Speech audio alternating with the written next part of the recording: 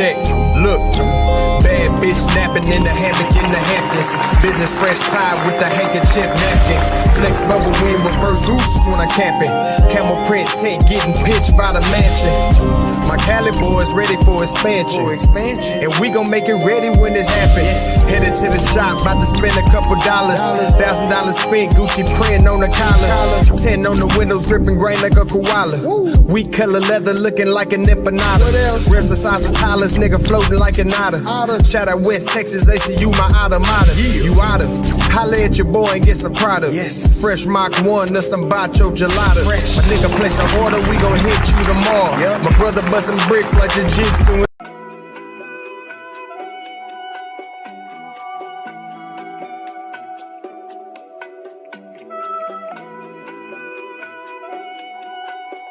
Yeah, DQ. Check. Have you ever had a dream in the daytime? Had the same dream since the playground. If you made it come true, cause you stay down. Nigga, have you ever really thought about the limelight? In a room full of stars when you shine bright. I'ma make the right move when the time right. Alright. Nigga, have you ever had a dream during the daytime? Had the same dream since the playground. If you made it come true, cause you stay down. Nigga, have you ever really thought about the limelight? In the room full of stars when you shine bright. I'ma make the right move when the time right. Calculated every step, so I can't stand a hater out here hating on me. Niggas out here making.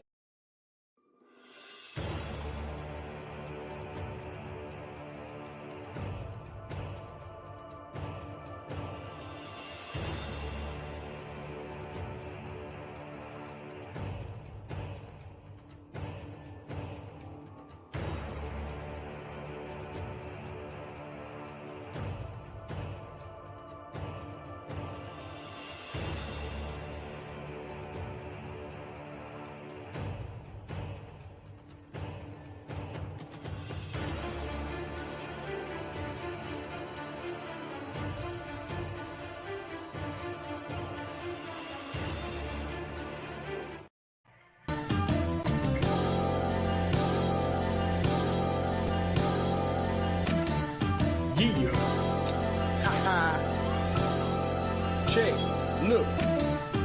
When we first sent the email, reply was all crickets. 3-man weed, tell my mans book the tickets. From the sideline, y'all gon' have to look and listen. While y'all business on the book, we tryna sell a book of business.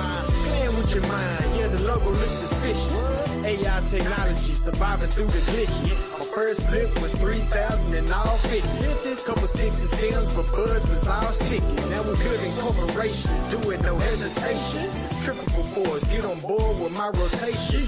All Genesis, they thinking it's Revelations. This all first verse, my pen ain't no location. All leading up to try media innovations. Revenue streams, residual situations. Revenue stream, not rivers, so be patient. My cash flow quadrants, margins so spacious. Kush covers on the market, you can taste it. My ebook hit the web, you can't erase it. When my voice hit the track, it's a wavement. I'm somewhere shopping, buying jewelry out in cases.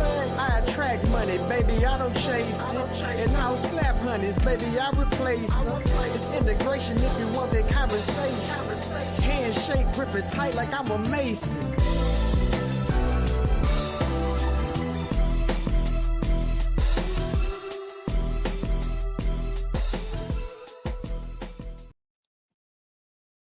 I need profit and privacy.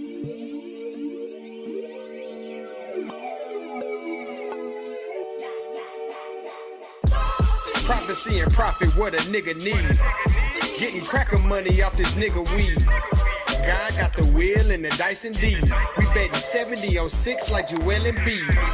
Prophecy and profit, all the nigga need. Cracker money off this nigga weed. Good morning to the most high.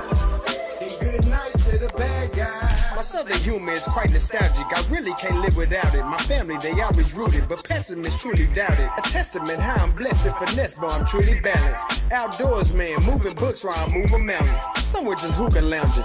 Nigga just Luca balling on suckers who do be counting. The profit margin of your pocket watching is quite astounding. Secretly peeping me frequently, I was out of town. Talk to him. Prophecy and profit, what a nigga need. Getting Cracker money off this nigga weed. God got the wheel and the dice indeed. We betting 70 on 6 like Joel and B. Prophecy and profit all the nigga need. Cracker money off this nigga weed. Good morning to the most high. And good night to the bad guy. The sativa I get split down to nuggets and bits. Then rolled in the dozen of sticks. The quarter pound bust down to 3.6. I show love cause these custos fit. They a switch up quick. The indica that I'm sitting here, a signature top shelf. Midgets need help just to get it, bruh. You want that wax, then we dab red, kid it up, sit it up. Niggas smell the turk before we lit it up. Prophecy and profit all a nigga need. Cracker money off this nigga weed. Good morning to the most high. And good night to the bad guy. Prophecy and profit all a nigga need. Cracker money off this nigga weed. Good morning to the most high. And good night to the bad guy. What up, what up, what up, what up, what up? Another episode. Tri-Media Innovations in the building. Pre-July 4th show. We've been trying to figure out if maybe we'll go live tomorrow, but it's not looking good. I'll tell you that much. Take a break. Show some love to everybody. Hopefully y'all can hear me in the chat. Peace to the chat. Peace to everybody watching. We got an interesting show tonight. When you get into these conversations, well, first I'm going to introduce the panel. Hits you in the building. What's going on, G? What's up? Peace to everybody in the chat. Nothing. Just looking forward to hear Dr. Colon's perspective uninterrupted about this topic that's hot on the internet right now. This hip hop origin story and everything that goes with it. So let's go. Like, share, subscribe, please. Cuban, you in the building. What's going on, G? Same-ish, different day. Man of many, not a lot of words. You're trying to make me upset. I see it, but it's not gonna work. Yeah. DQ in the building. What's going on? Yeah, he's trying to give me the fall for it. DQ in the building. What's going on? Can't lie, pecan pie. I want to try my Cuban. White man's whipped cream. Pause. White man whipped cream. Just fall back. Now, what's up, everybody, man? Appreciate you tapping in. Tri-Media coming at y'all with another one. Want to appreciate Dr. Colon coming on to do his thug easy. Yeah, man. Support, comment, engage. Much love to everybody. Let's have a great show. Yeah, subscribe to the chip. Go ahead. If you could set up the premise too, just so the audience knows what's going on. Jersey in the building. Okay, I got you. So, all right. So just to give y'all some clarity as to what we are, because we've become a lot more educated since this last Friday, and we want to thank y'all again. That show is at 5,100 views. Melanated Warrior in the building. Jersey Devos in the building. Sosa World. Cedric in the building. E7 Running Man. What up? Subscribe to the channel. So let me just explain to y'all something about Tri-Media Innovations, right? Tri-Media Innovations, and there'll be a commercial coming soon. Our goal is to have 24-hour-a-day media on our channel, all different perspectives, all different views. You'll have sports channels, you'll have grown folk conversation channels, you'll have hip-hop channels. You'll have a lot of different shows, and our goal is we want to hear the perspectives. We don't really have dogs in the fight. We have our opinions, but we want to hear other people's perspectives. So for a show like this, I want to be very clear. Truth Savior in the building. We are not a hip-hop channel, so we're clear, right? We've been clipped up and all of that, and I get that. That's the YouTube game, and that's the media game. But we are literally no dogs in the fight, because this is not a hip-hop channel. I know there are some people who have strictly hip-hop channels, and they are focused on that, and I appreciate the work that you do. But most importantly, I want you to understand is that we want to hear everyone's perspective. So while we do get the perspective of different things in regards to it, we're starting a series channel, and we think it would only be fair that people are allowed to get their opinions out, their perspectives out, especially if it's studied, researched, in history, whether you agree with it or not. So we're doing a presentation series and we're doing an interview series. We're honored to have Dr. Derrick Colon be the first in our presentation series, because a lot of times when we put a whole bunch of people on the panel, you can't get your ideas out, right? You can't get your thoughts off. And then what happens, it kind of muddies down into arguing. And that's not what we want to do. We want to get everybody's perspectives out. So tonight, the first person in our presentation series is going to be Dr. Derrick Colon. He was the first doctor that was on our channel. He's actually, I think, a catalyst to one of our, well, not one of our, the biggest show we've had so far. And now that I've done my research, I mean, he's all over YouTube. I didn't know that he's, you know, he's had debates with people. I didn't know none of that stuff. And I'd said that day when he started talking, he got cut off. He didn't get a chance to finish. But when he started laying out his premise, I was actually very interested. I went into the show kind of non-knowledgeable about the subject. So today we have a special guest, Dr. Derrick Colon, a renowned hip-hop historian and lecturer. Dr. Colon is an expert in the rich history of hip-hop, particularly focusing on the significant contributions of Latino communities, especially Nuyoricans, to the culture. We're thrilled to have him here to share his insights and shed light on the often overlooked influences of Latinos in the evolution of hip-hop. We want to welcome Dr. Derrick Colon. What's going on, champ? Yeah, you did that last time, so I think you're pretty consistent with the two-head salute. So I appreciate that. What's up, man? I'm doing good. Can Much, you hear me? Boss. Yes, sir. I can hear you. All right. Just like I told you before, you know, I wanted to bring you back solo. I wanted you to be able to present your premise, get your thoughts off. If you choose, like in the back chat, if you choose to have a Q&A after, that's up to you solely. But this is the first in a series of presentations on hip hop. Because even though I thank you and I thank the other contributors to the show on Friday, our biggest show, I really want to thank hip hop. And I think it's important as a media company that we're not taking any sides. We don't have any dogs in the fight. I'm not looking to win an argument. I just want to hear the perspectives out completely. And I told you, I kept my word. I told you I was going to give you the opportunity to come back and on your own stage. And if you choose, I just want to be clear, if you choose to do Q&A or you choose to want to talk to somebody, that's up to you. But we're going to give you however much time you need to just go in and start from where you want to go. Yeah, we could do a Q&A afterwards. Absolutely. Okay, Absolutely. okay, no problem. All right, so do you want the Summer Jam stage or do you want us on the screen with you while you're talking? It's up to you, bro. All right, I'm going to start. I would say give them the Summer Jam stage.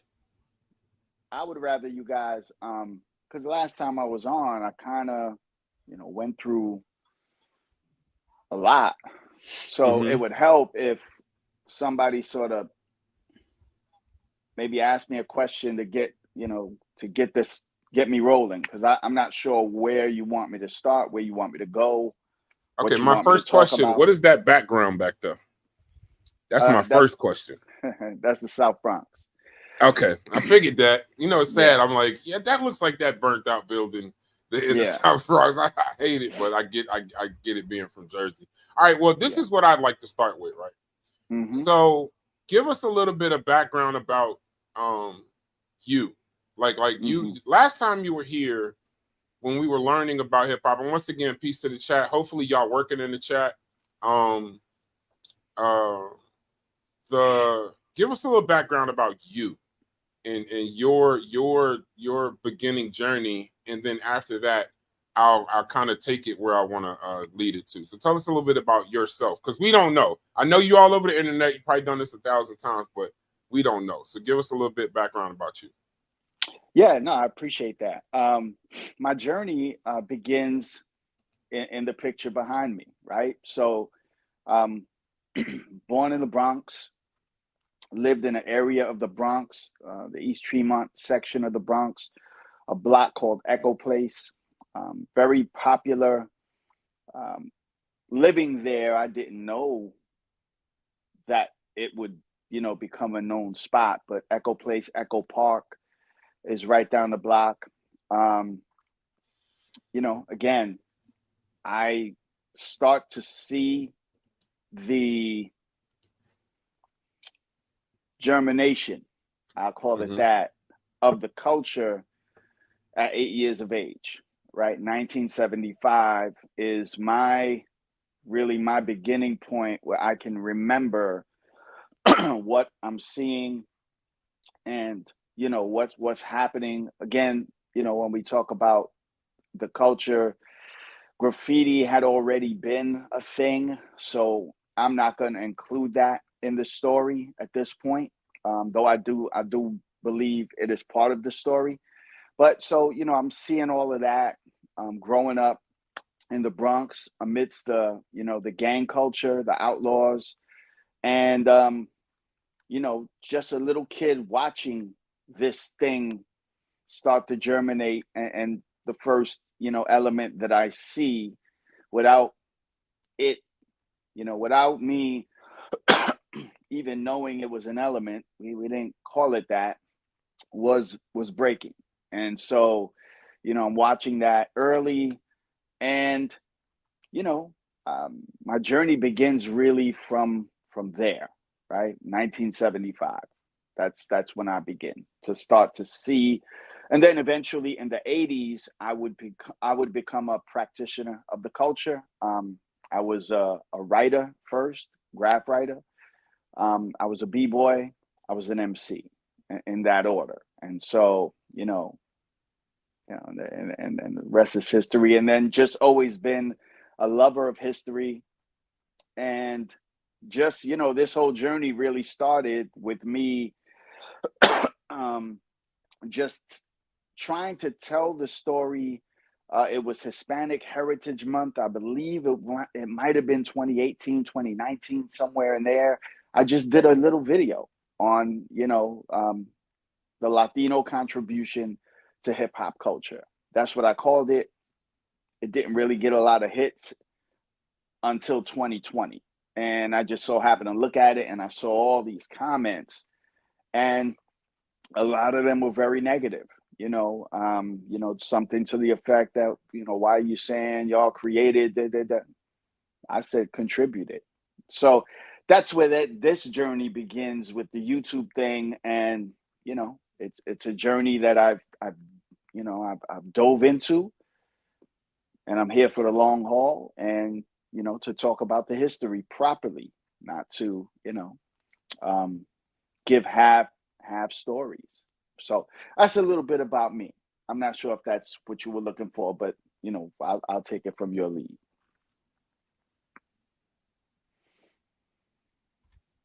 You're on mute, Brass.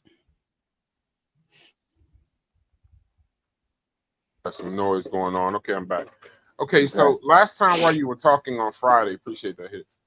You began to talk about your reasons for saying that, and I'm going to give you about 7 questions, right? I had some questions lined up, but this was the third one. You began to kind of flesh out your defense, per se, whatever that means. Flesh out your defense of saying there were specific sounds, kind of like how you were using it. Remember, you were saying something about different percussions and congas and things like that. I wanted you to finish that argument, because before you could finish, it kind of got, got spicy. I wanted to hear the entire argument or the entire sort, what you were trying to get at for why do you say that the Latino contribution to hip hop was at the origin and creation of hip hop? What if you had to give 3 main reasons or 2 main reasons? What would those be? Well, yeah, I appreciate that. I think, when we go back to, again, when we look at the culture of hip hop, it begins with the music. It begins with the sound, the soundtrack of the culture, right? And I'm not talking about the MCs. I'm not talking about rap. That's not even a thing yet. I'm talking about the soundtracks, which are, a combination of funk records, disco records. These are just regular records that were being played, right? And so I'll give you for instance, my point of reference again, 1975. Even at 8 years old, which I don't understand. There's a lot of people that push back on that and saying there's no way you could have remembered anything at that young age, and I totally beg to differ. So, but that's neither here nor there. So 1975, one record that came across, my that was put into my hands by somebody else on my block was the Incredible Bongo Band, which was Apache. And so Apache was the go-to record, right? Like if Love Is the Message is, the anthem of Brooklyn, then, Apache is the anthem of hip hop and the Bronx, right? So Apache is my go-to, and I'm actually playing Apache, 75, 76, 77. I'm just playing the whole record outside of my window. I got my speaker in the window, and we did this a lot, and I just would play Apache out of the window, and this is where I'm first seeing, this dance that goes from the top to the floor, and then this freeze thing, and and I know what it is now, but back then and they used to tell everybody go break. So the soundtrack was important, and as I listened to the soundtracks of records like Apache, records like Frisco Disco, records like Super Sperm, That's a records wild like title. Super Sperm by Captain Sky. Right. Funky Music Is the Thing. And of course, the quintessential B-boy anthem, It's Just Begun, the Jimmy Castor Bunch.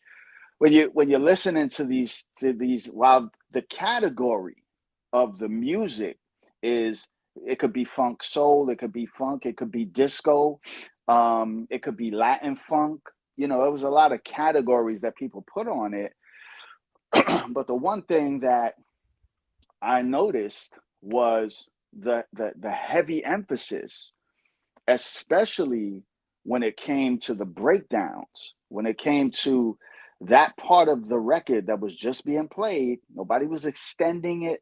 It was just played. But when that part came out, it was like people got a little bit more frantic, whether you're listening to a disco record and people are dancing in the streets and they're doing the hustle.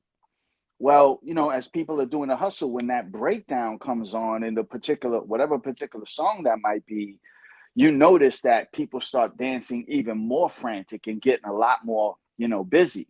Okay.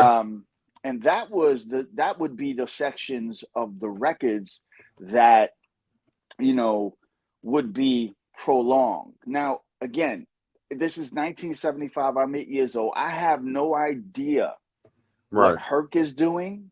I have no idea what Flash is doing.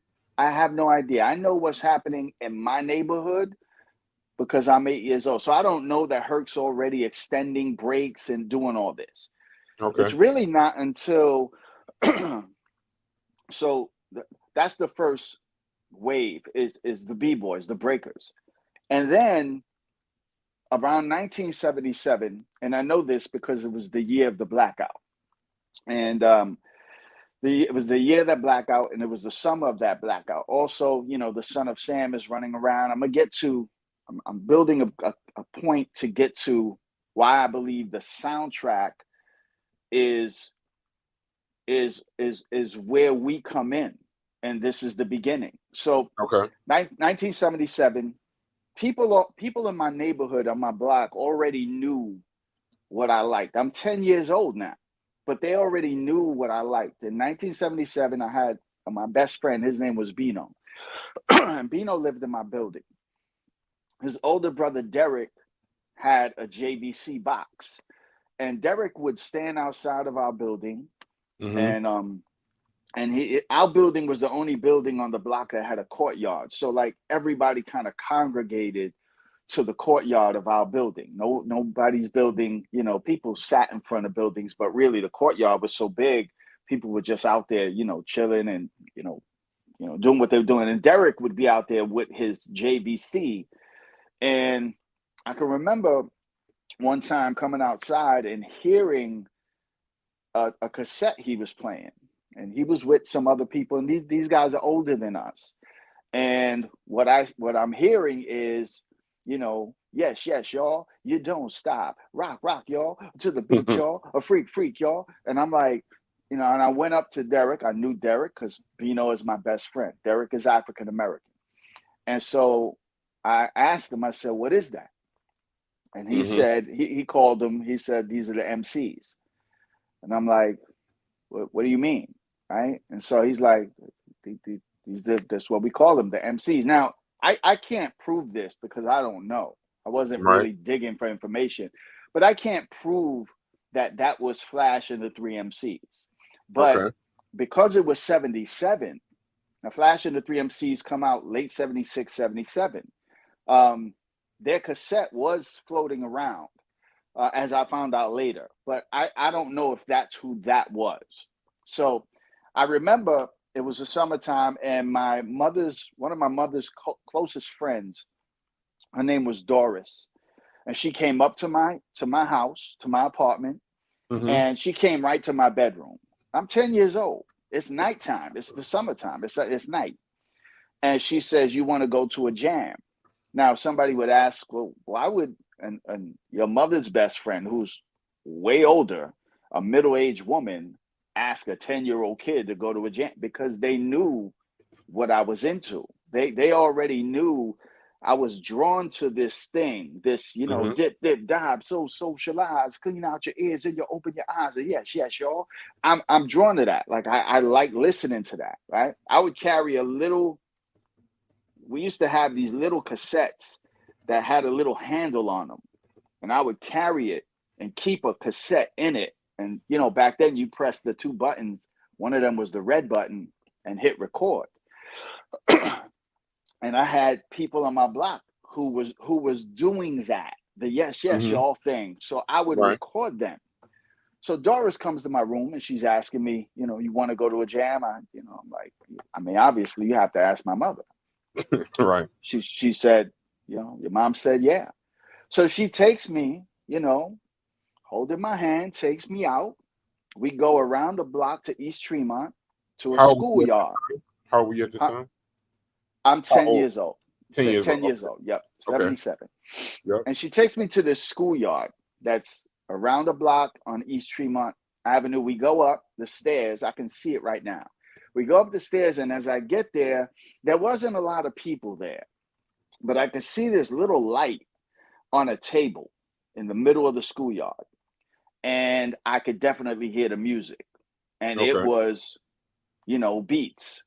So as I got closer, I went right to the turntables, and there was a rope that blocked it. Again, as far as I remember, there weren't a lot of people there, but I went right to the turntable and I just sort of watched what this DJ was doing. And the record that he was playing Apache. And he had 2 of them. And I wasn't unfamiliar with 2 turntables because, remember, this is the disco era. So there were people on my block that would bring out their sets. They would have 2 turntables. Now, these are disco DJs, right? And they're playing disco songs. And they're blending a little bit. So I'm not unfamiliar with 2 turntables. But he's taken 2 records of Apache, which I hadn't seen yet.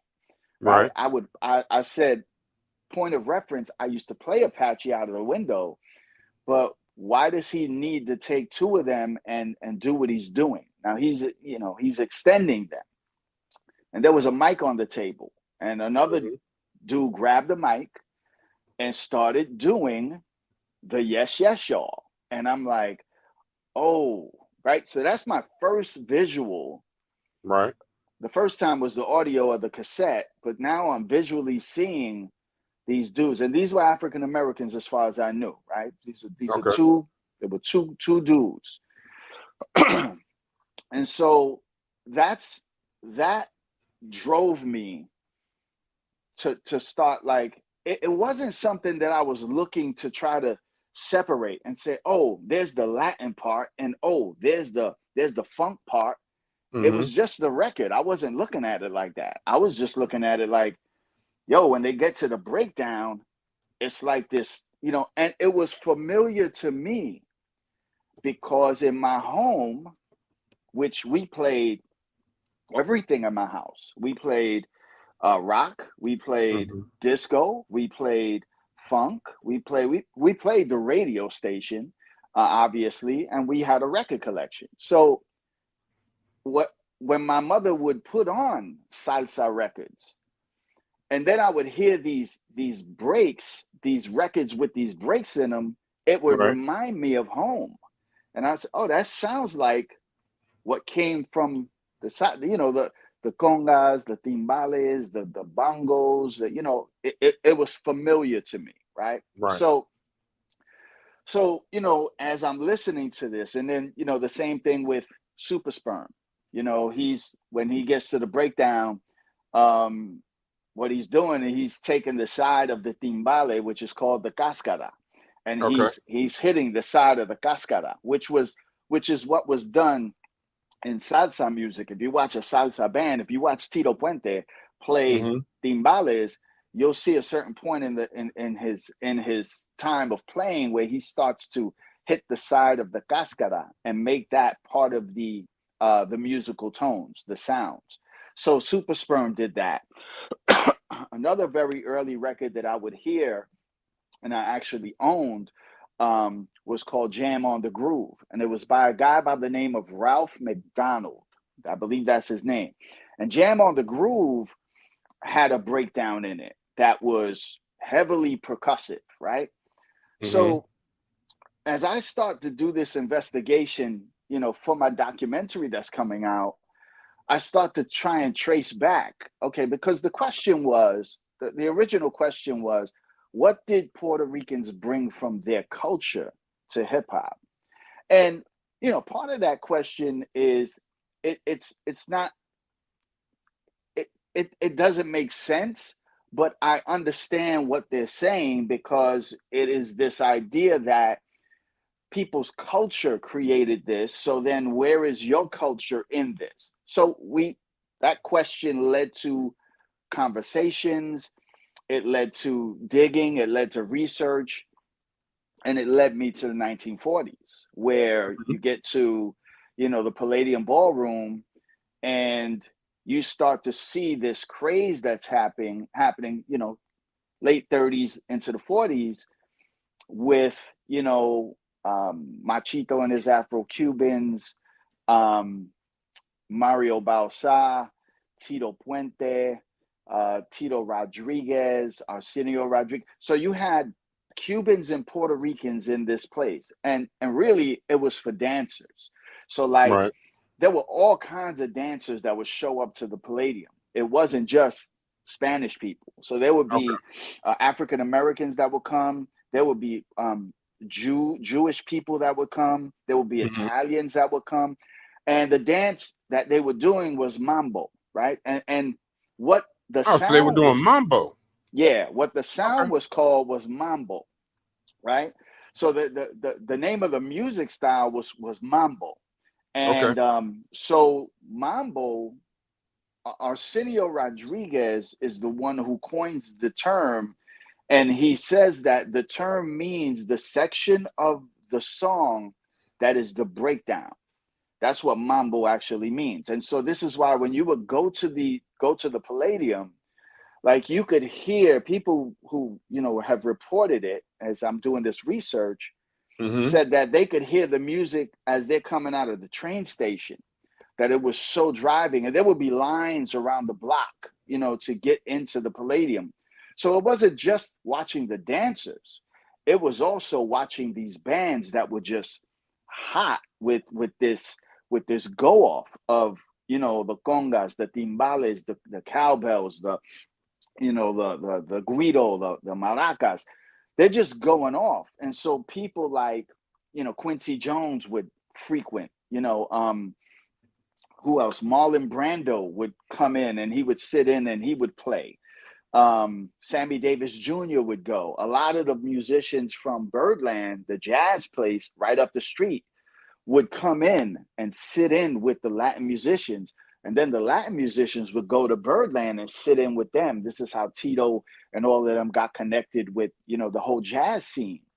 So that whole, musical influence. But then you get to a point, and this is what I explained before, you get to the point where for the first time in jazz, so the big bands, which during this era is a lot of big bands, it's ragtime, and then you get to the big bands. None of them used Afro percussive instruments. And when I say Afro percussive instruments, I'm talking about congas, timbales, bongos. They didn't use those instruments. That's not, wrong or right. They just didn't use those until you get to where Dizzy Gillespie is in the band with Mario Bausa. And Dizzy wants to start his own band. So Dizzy starts a band. He asks Mario, I want somebody who can play those, he called them tom-toms. He's talking about the congas. Right. And he brings them and he introduces them to Chano Pozo. And Chano Pozo joins his band and introduces for the first time the conga rhythms, the Afro percussive rhythms of the Caribbean to this jazz flavor. And so that's where the song Manteca comes. And that's the first time where you see the Afro-Cuban and jazz mix. Now, again, when we say Afro-Cuban... What year are we at right now? We're in the 40s. Okay, right? So this 40s, is like the 40s. Yeah, this is the 40s. Somebody look that up. When does Manteca officially come out? Let's get an exact date. Spell it for me. I believe it's the 40s. But anyway... Spell it for me. Manteca, Manteca. Okay. Dizzy Gillespie Manteca. So from then on, that sound, that go-off sound, which what they would call that, the players 47. At the Palladium. 47. Okay. Yeah. So the players at the Palladium, they gave this a name, and the first person to use this name is a musician by the name of Cachao. He's a Cuban musician, and they used the name. They called it the descarga, and the descarga means the go off. It means to let loose. It's like an improvisational session, right? The same kind of thing that you might see, in jazz or something like that. But this descarga pertains specifically to Latin music, right? So it's these instruments that are going off while these dancers are dancing. And then you start to see that sound enter into the 50s. You hear it in doo-wop. It gets into the 60s with funk. You hear it implemented in funk records. Then it gets into the disco records. Then it gets into the earliest iteration of rap records, both Sugar Hill Gang and Funky 4+1 More. And so in a lot of the early Enjoy records and Sugar Hill records, you would hear these instruments, going off in the background at certain points. Case in point, probably one of the most famous rap records is Curtis Blow the Brakes. Okay. And so Curtis Blow the Brakes, you have Jimmy Delgado, who is the timbale player on, the breaks. But this is a salsa guy. This guy plays in the world of salsa. Tito Puente did the same thing on Sugar Hill Groove with the Sugar Hill Gang. So the producers understood the connection that they wanted to recreate the breakdowns that they were already hearing from these Latin styles of music. Okay. And that's where we come into the picture, because whenever you hear most of them, what we're specifically talking about now are the B-boy anthems, right? The records that B-boys broke to. If you ask B-boys, what was it about these records that made you want to go off? Right. Hands down, it's the Latin percussions. It's the Latin go-offs. It's when that part happens where it is just this driving energy of Okay. Latin music driven by the funk breaks. I'm not excluding that. The driving force is the funk, but that driving addition is those Latin percussions. Like the song would be totally different if you strip the percussion away from it. It wouldn't be as, you know, I'm talking about the segment of the song, not the whole record, just that segment. Right, that little piece. It would lose its energy, right? Because that's like the crescendo. It like gets to this point, and now, whoa, let's go off. Okay. So this is where, you know, on those early records, this is our connection. We've been there. So it you know, definitely comes from Africa to the Caribbean by way of the slave trade, and then Caribbean to the US. And we get to that certain point where you get to really where you start to hear this is the 40s at the Palladium Ballroom. That's where it begins. Okay. So I'm gonna just keep I'm gonna keep along the line of the questions. But how long do you want to go before you open it up for question and answer? Because I got a bunch of my own questions to let's go, lead man. this Let's first. go. Okay. I'm good, bro. You whatever you want, bro. I'm good. Okay. So now, there are ongoing debates about cultural appropriation in hip hop.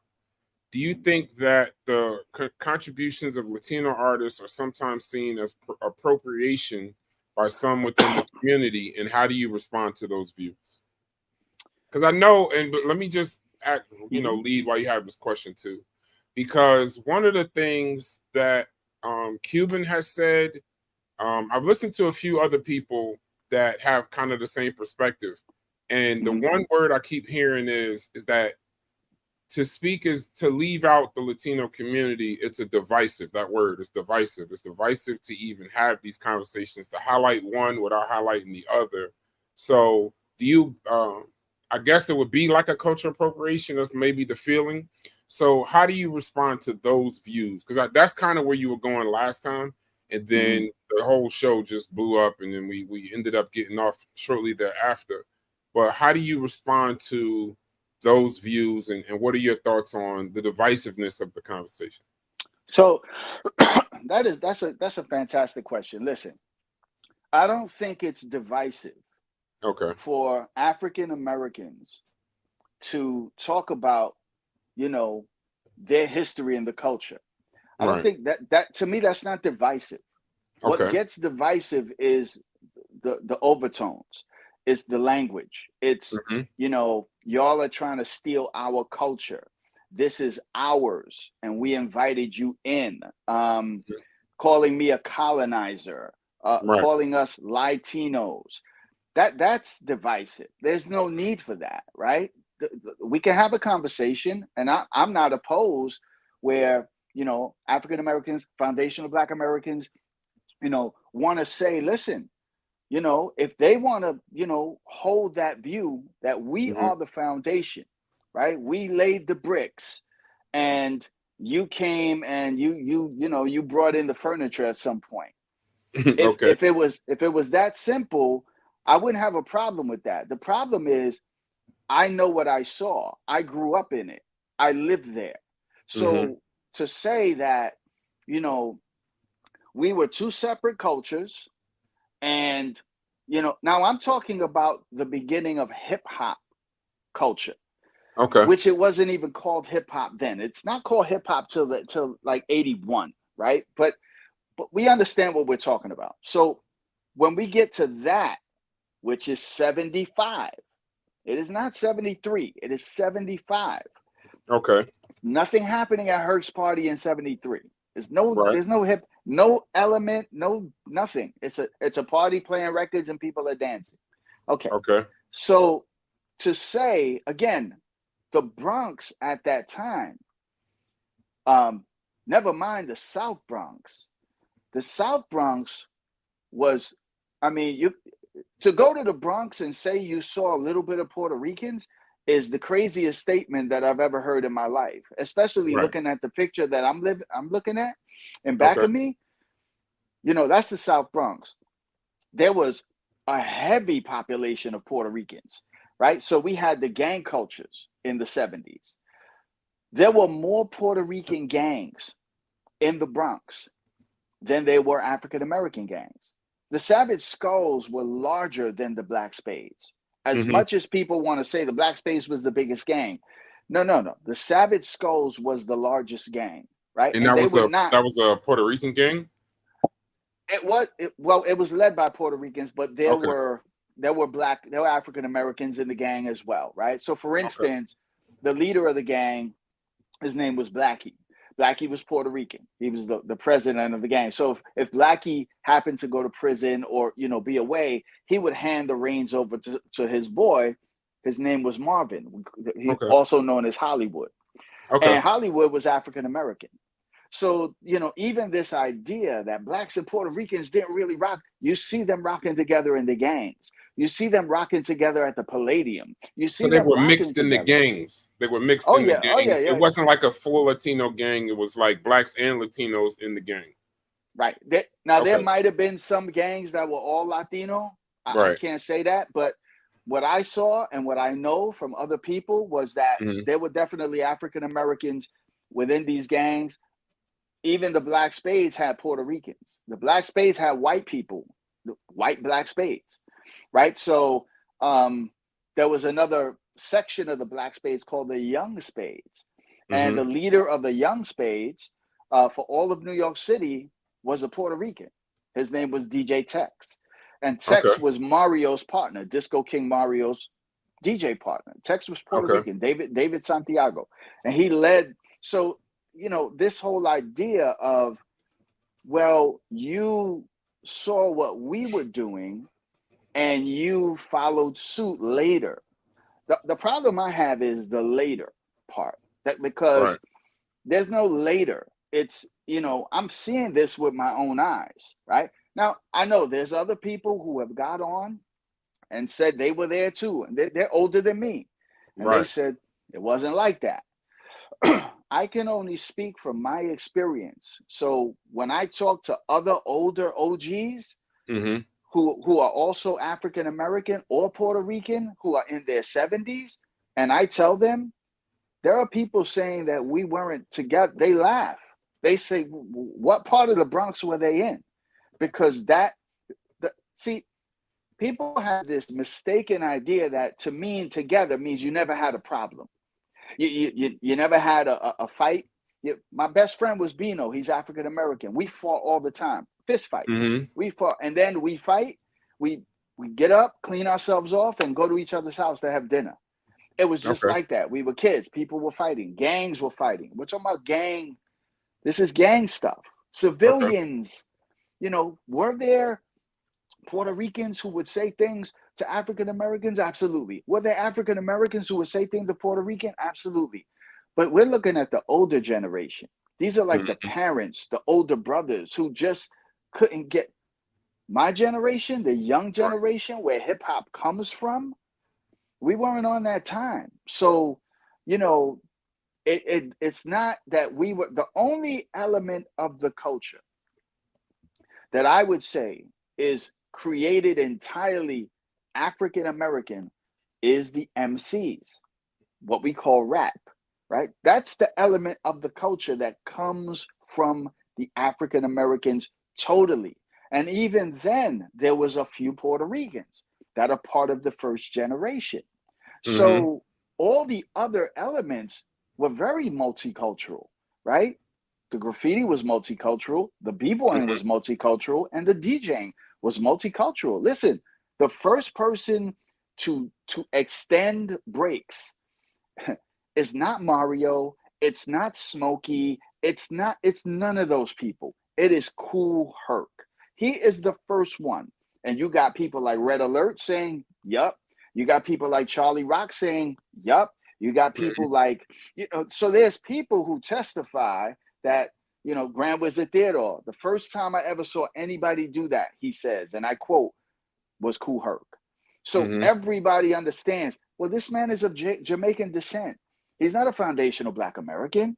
So to say, well, no, but he was acting Black. So therefore he was doing what we were doing. Okay. I'm not going to get into that argument. Right. That's just for us back then. It wasn't look at the Jamaican or look at the Puerto Rican or look at the. We didn't talk like that.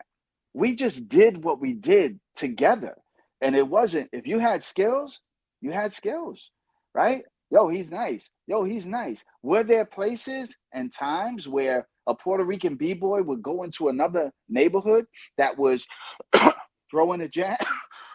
Excuse me, that was throwing a jam, and maybe the audience was primarily African American, and they would say, yo, look at the Puerto Rican b-boy. Yeah, that happened, but that wasn't every jam everywhere, because you had places that was heavily mixed, including Bronxdale, where Disco King Mario was. It was primarily blacks and Hispanics.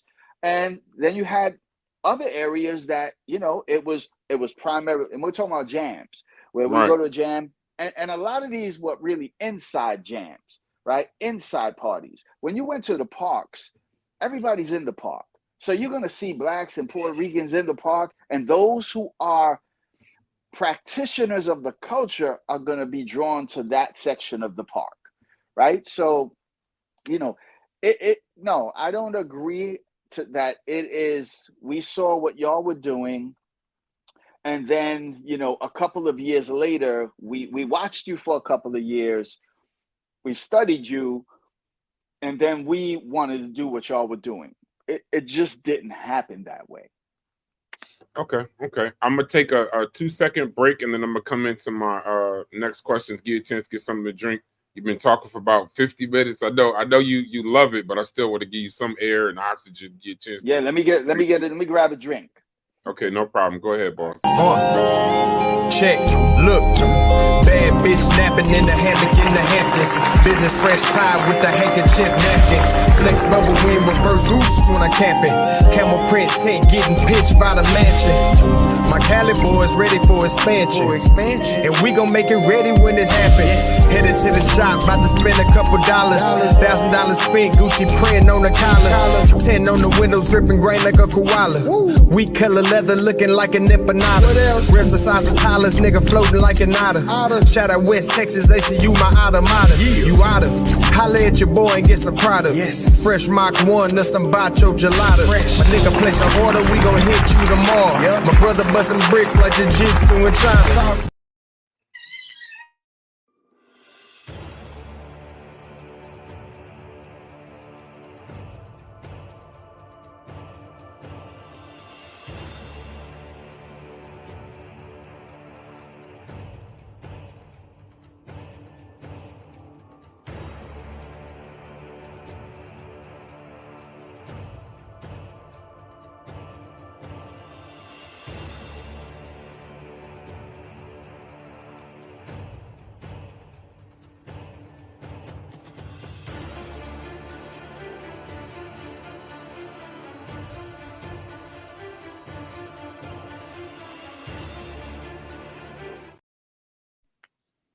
All right, so that's the first half of the interview. We're gonna get into some more solo conversation. I just want to make sure all my brothers was still with me.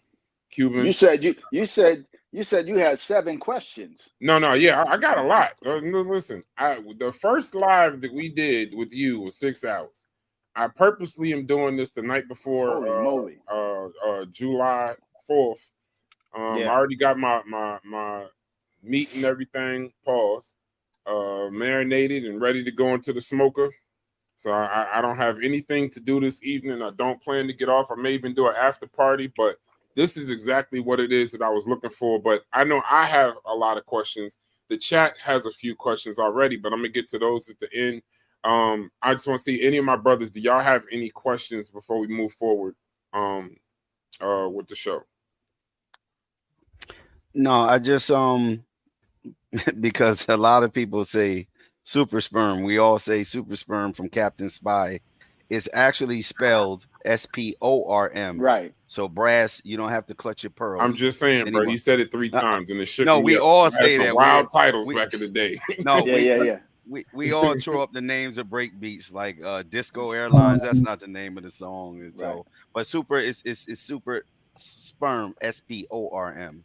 Right. Just so Captain you know, Sky. Okay. Right. I don't want you over there, offended. You clutching my pearl. Hey, Yeah, don't clutching think I didn't catch that shot though. That's just want to let you know. Clutching pearls over here. I get it. I see you work. All right, to my next question, right? Wait, I'm sorry. Anybody else in the chat? No, I apologize. I'm not sorry under no circumstance. Anybody else in the on the panel want to ask a question? No thoughts. And Logic, where you at? No opinions, no nothing, just questions. Do you have any questions? No, I'm good right now. Okay, Cuban? Nope. Okay.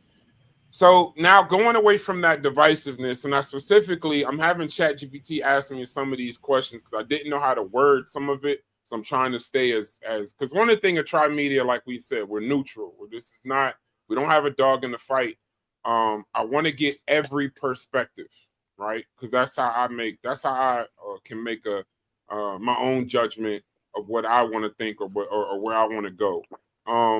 Now from the divisiveness, so we just covered that, and I liked how you responded to it, that that it's not necessarily, you understand that the divisiveness is there and that you even understand. See, that's something that I try to find midway points in people's arguments.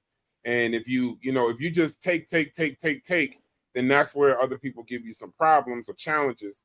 But the fact that you said, and I think that's very important, that you understand why there would be some divisiveness. You understand why there would be some anger. I appreciate that. So now, the next question I would have for you is: given the shared but distinct experiences of African Americans and Latino communities in the Bronx, can you share any specific examples that you've had over the? Hold on one second, man. My Okay, dog's going crazy. Wait 1 second. Let me. Okay, take your time. Man, peace to the chat. I just want to let y'all know. And we started at 7:45. So we an hour in. Get the likes up. Subscribe. Matter of fact, hey, take a second, get the likes up. We're gonna play some music for a second. Hold on before you play the music. Also in the chat, so we're not bum rushed at the end of the show. If there's people you would want to come on another day and present the opposing side, just give us some names in the chat, and in the future we'll try to get them on, to have an opposing side. So this way we can hear both perspectives. And don't worry, Akai, it's not going to be a 6-hour podcast. That's as much as we don't want it to be a 6-hour podcast. Trust and believe. I don't know. That was just that day. And then also, just for clarity too, it doesn't have to be just an opposing side. Just another perspective on, on how you feel about it. We're looking to get like the people that were there on the ground. I think is important.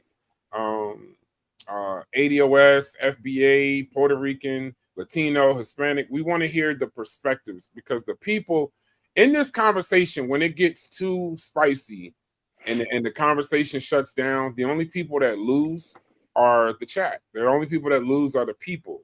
These are people that are studying it. They're not just watching shows and putting things in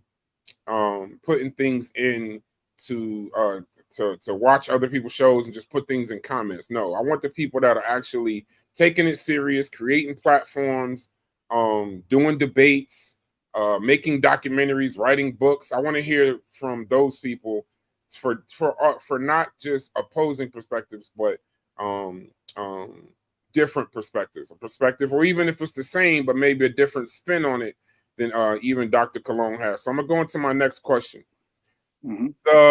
The mainstream media, and because that one was the third question, the mainstream media often highlights African American pioneers in hip hop while underrepresenting Latino contributions.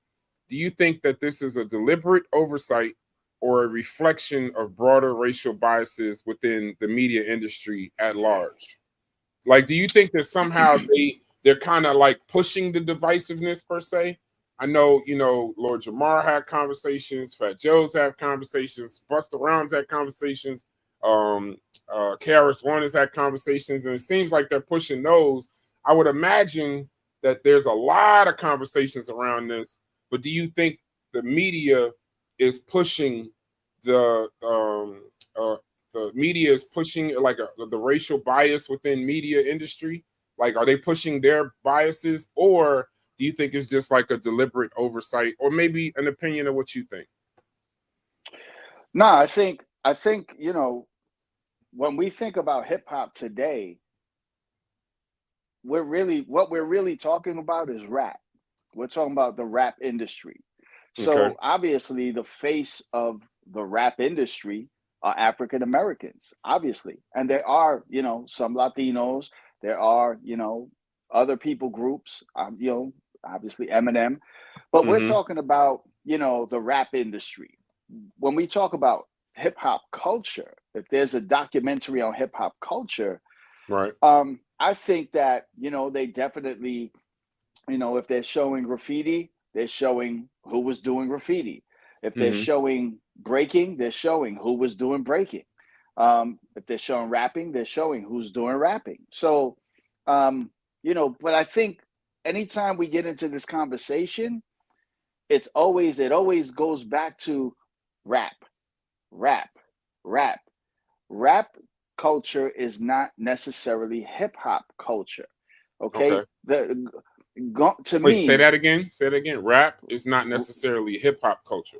right? Rap culture is not Okay. necessarily hip hop culture because what you hear in today's rap, in the rap industry, you know, there are a lot of MCs who would say that's not what we do. That's not connected to hip hop's culture, right? The Okay. MCs are lyricism. We're talking about lyricism, right? So, you know, that's another debate for another time. But when I Right. say, you know, when people talk about this debate and they talk about hip hop and they automatically say, well, what Puerto Ricans are making hit records right now? We're talking about hip hop culture. Right. So it's the whole culture. It's not just one element.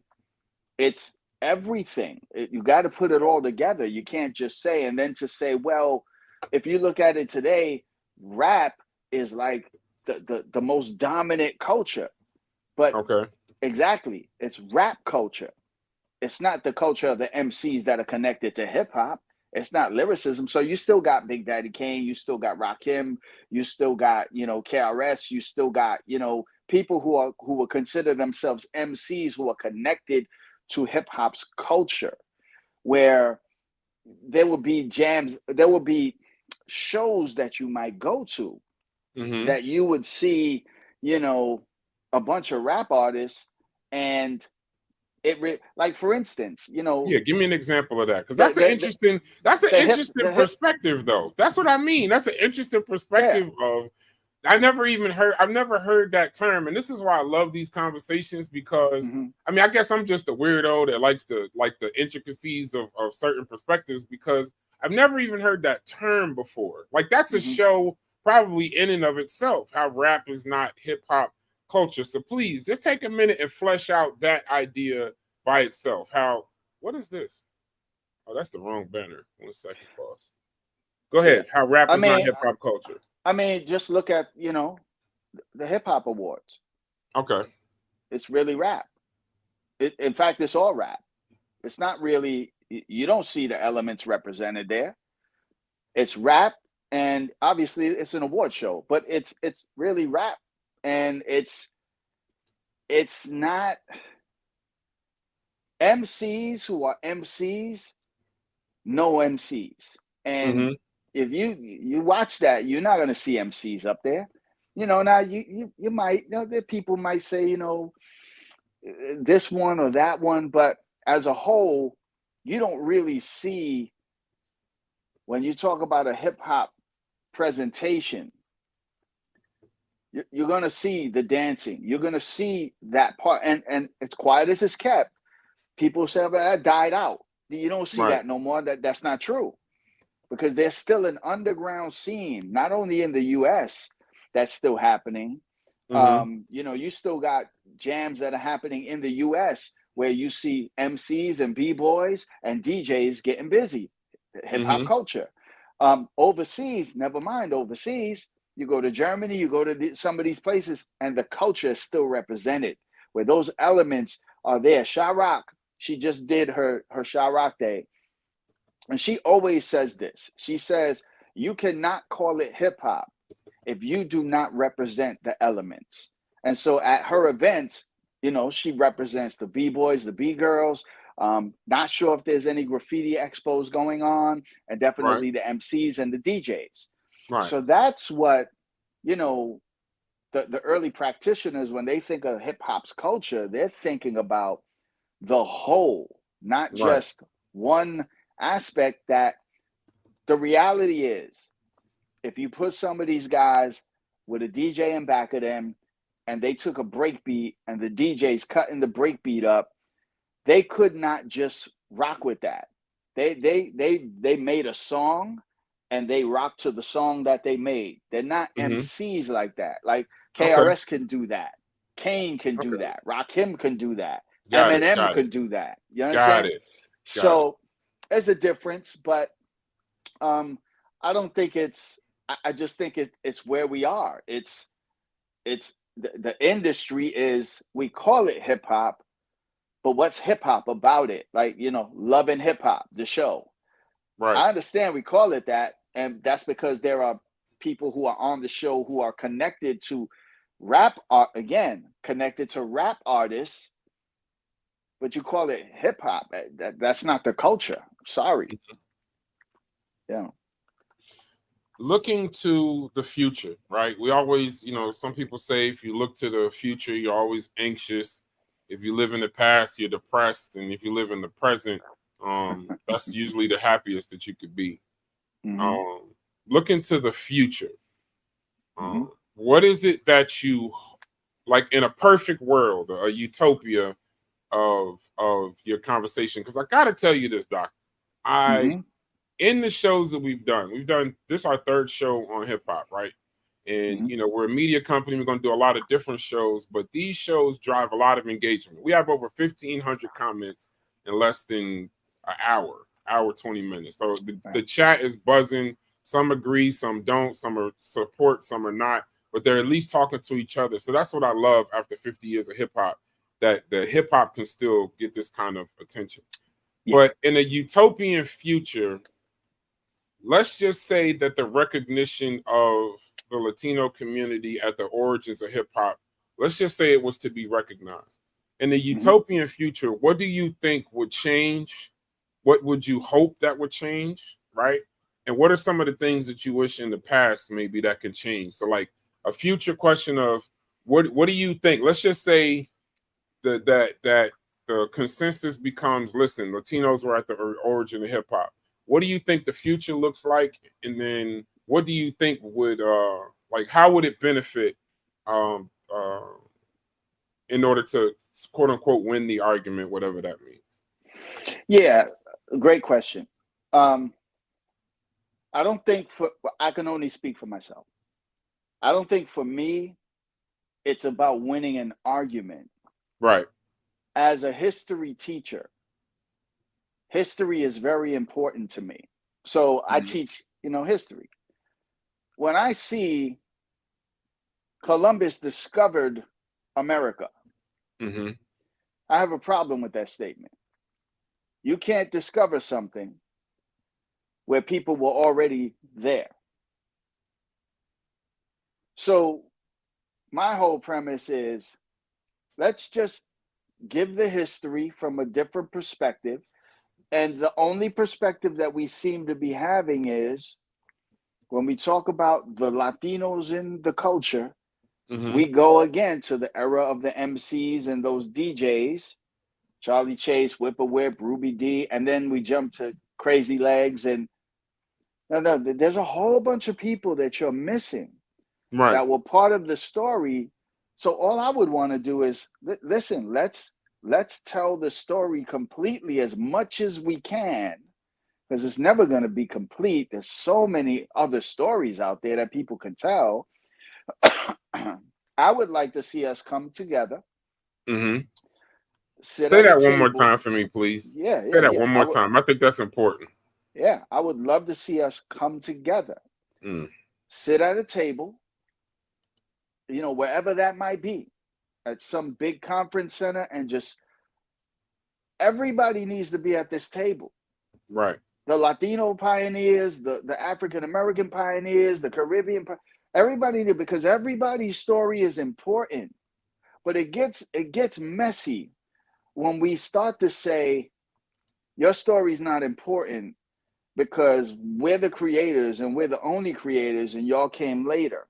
Well, let's sit at the table. Let's put it to the test. Let's present the evidence, and let's stop talking at each other and talking to each other. We're talking at each other. I can imagine what's happening in this chat. People are talking at each other, and these are people who are saying things about me. This is a guy who's trying to take Black culture away from Black people.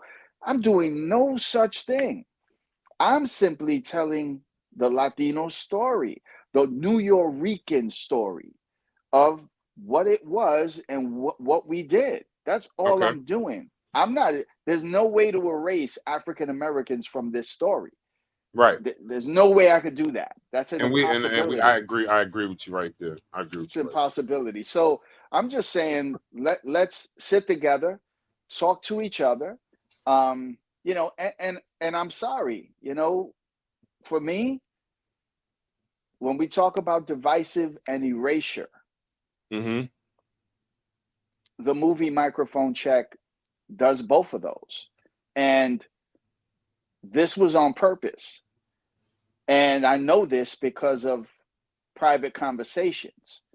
And, you know, it's sad that, you know, this is why I agree with KRS when he said you cannot tell the story of hip hop and exclude specifically Nuyoricans. You can't do it. And that's what was that's what it was. There was a total exclusion, but not only an exclusion, it was an exclusion with comments to the exclusion as to why and what we're trying to do. This is us. This was a film talking at people. Right. And, you know, listen, I think it would have been a great film. I think it was done very well. But if it was about hip hop and you wanted to tell it from the African American perspective, which they would say is the only perspective. No, I don't agree with that. I don't think it's the only perspective because there were too many players involved. So, you know, that's my 2 cents. I wish we could just sit together, talk together, come to an understanding without feeling like you're taking something from me or you're taking something from me. All I want to do is tell our story. That's it. Okay, these are my last 2 questions. I'm gonna bring everybody back to the panel. Cameras on if y'all can. Let me see. Hello? I said cameras on, and then I turned my camera off. Give me 1 second. All right, I'm gonna bring everybody back to the panel. Can you hear me? Yeah, I can hear you. I can hear you. These are my last 2 questions. Who are some of the key Latino figures in hip hop history? If you had to name like a top 5, I hate doing top 5s and I hate doing lists because sometimes you're saying these are the 5 and then everybody else is bad. That's not what we're saying. But if someone was trying to research this history and kind of follow along with the Latino contributions to the origin and formation of hip hop, who would you say were the top 5 Latino artists? Who would you say, or artists? They might be artists, they might be DJs, but who would, like, figures? Let's just say, who were the top 5 Latino figures in that origin story? Well, I think again, if we're looking at the elements, you know, we're gonna go from element to element. And there's 4, and then we just add another one. So if we're looking at the graffiti as an element, which I think it's an element, like, you know, I would say across the world, when people think of graffiti writing culture, they think of a certain ambassador that would represent the writing movement, and that would be Lee Quinones, you know, and we see him, he's the star of Wild Style, right? That's Lee. When we go to the DJ, You know, obviously, you know, we're going to talk about people like Tex D, Black Spade. We're going to talk about people like Disco Wiz, Grandmaster Caz's partner. We're going to talk about people like Charlie Chase in the DJ, you know, realm. We're going to Okay. talk about people, you know, since we're talking about Latinos only, the B-boys. We're going to talk about people, you know, when it began, when b-boying began, 75. We're going to talk, you can't talk about it without talking about Batch. You have to talk about Batch. You have to talk about Track 2. You have to talk about Trace. You have to talk about Spy. You have to talk about Jimmy Lee and Jimmy D. Well, Jimmy Lee is actually the Puerto Rican. So those are the B-boys. Crazy Legs. You know, which Crazy Legs is, he begins in 77. So he's still a 70s B-boy. Those are the people with the B-boys. And then the MCs, you know, again, you're going to talk about that first generation, which is going to be Ruby D, Whip a Whip. You know, wow. There are others that just didn't get on as far as the MCs are concerned. Mr. Schick from the Meme Machine. That's an early, you know, MC. And then, of course, you know, you got the Big Puns, the Fat Joes, you know, those guys. But there's so many that I left out. But, you know, you said 5. I named more than 5. But no. Every element, you know, you see us in every element. Now, in your opinion, I'm a flip it because, you know, I'm not trying to push the divisiveness. But now my second question would be, who would you consider the top 5 African Americans at the beginnings of hip hop? In your opinion? Yeah. You know, again, you go to the graffiti, you know, era. You know, I'm gonna look at Phase 2. You know, Phase 2 is an early graffiti they mentioned writer. him in the chat. Yeah, Phase 2, definitely. And there are more, right? So I'm not as well versed with the early graffiti writers because when I was writing graffiti, I'm an 80s graffiti writer. But, you know, Phase 2 is one. When we talk about the DJs, I mean, you know, who are we talking about? African American, right? So we're talking African American. We're talking about Grand Wizard Theodore. We're talking about DJ Breakout. You know, again, at a certain time, we're talking about Disco King Mario. You know, so definitely there. When it comes to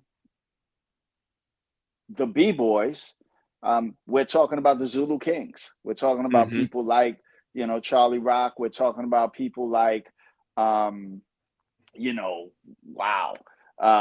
Wayne Blizz is another one. I mean, there's so many African-American B-boys, but again, you know, it's really the Zulu Kings, right? That's the, so I put them all in a, you know, in a lump sum. It's the Zulu Kings. And then when we talk about the MCs, I mean, you know, that's Melly Mel, that's Kid Creole, that's Cowboy, that's Scorpio, that's Raheem, that's Sha Rock, that's, I mean, you know, so yeah, it's way more than 5, but you get it.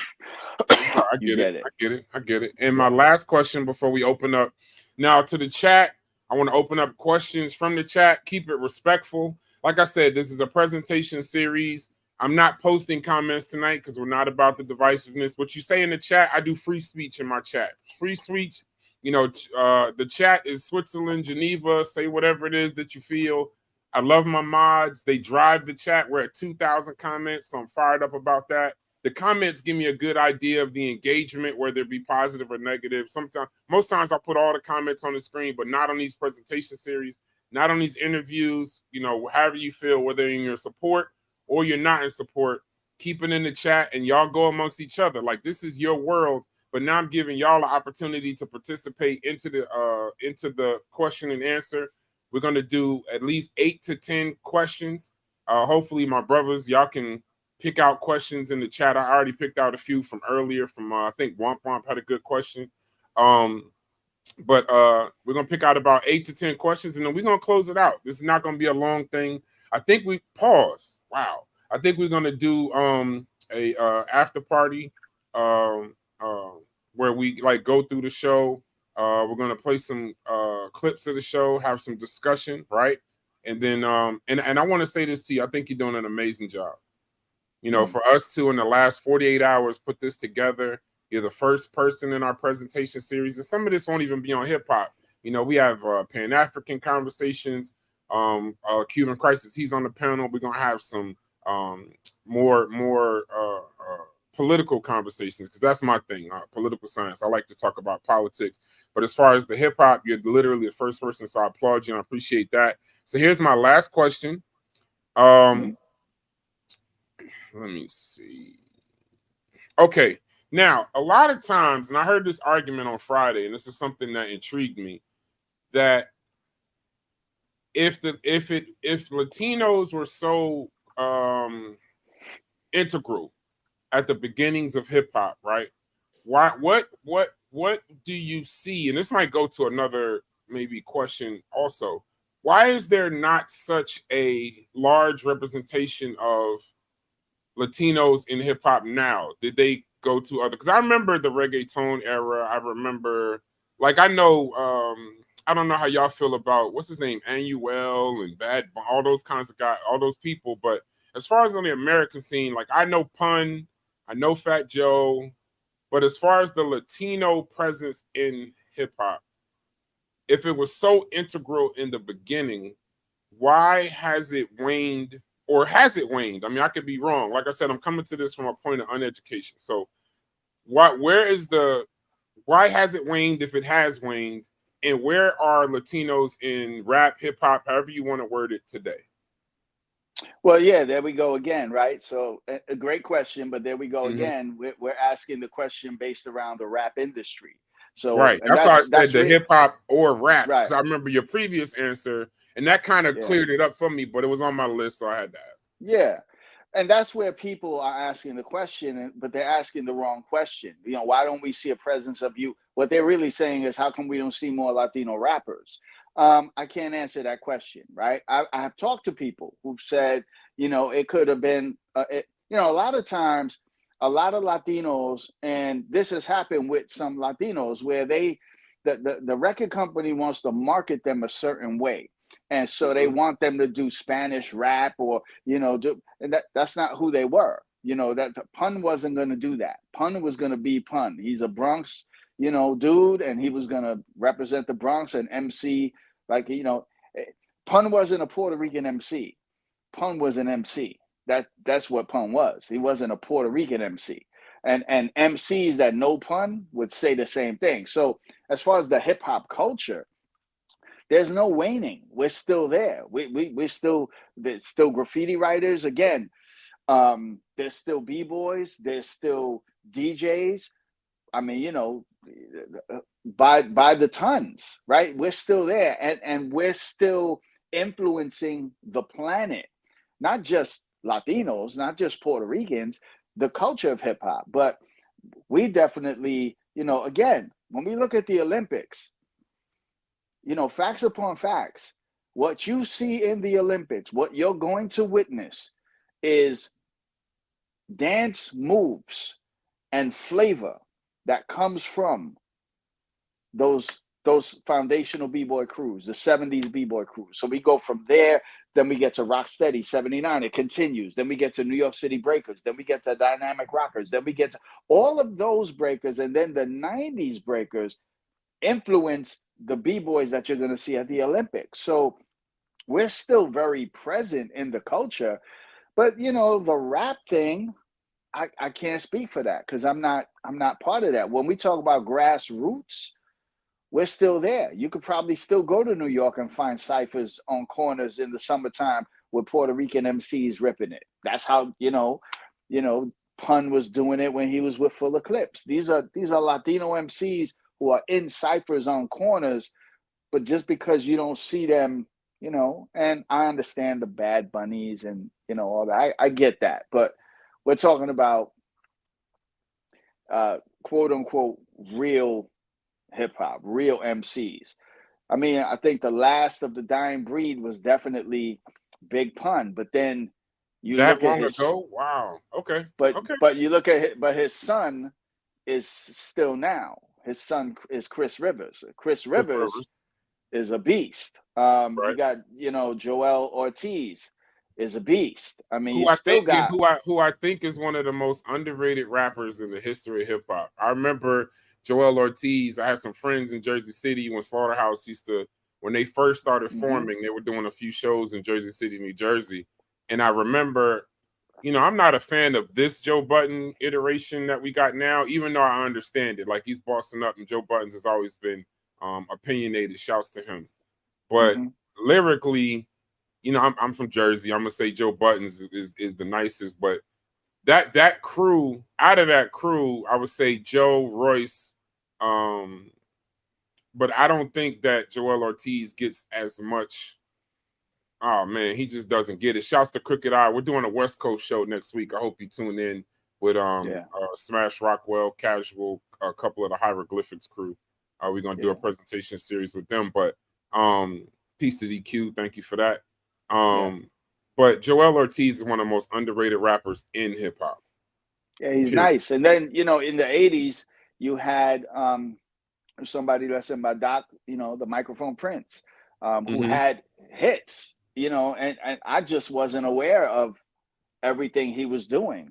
But because we're talking now and he's showing me like his videos, his stuff, you know, dude was played on, you know, Mr. Magic used to play him on WBLS. You know, Mr. Magic and WBLS. See, I'm from out here, so you taking me back.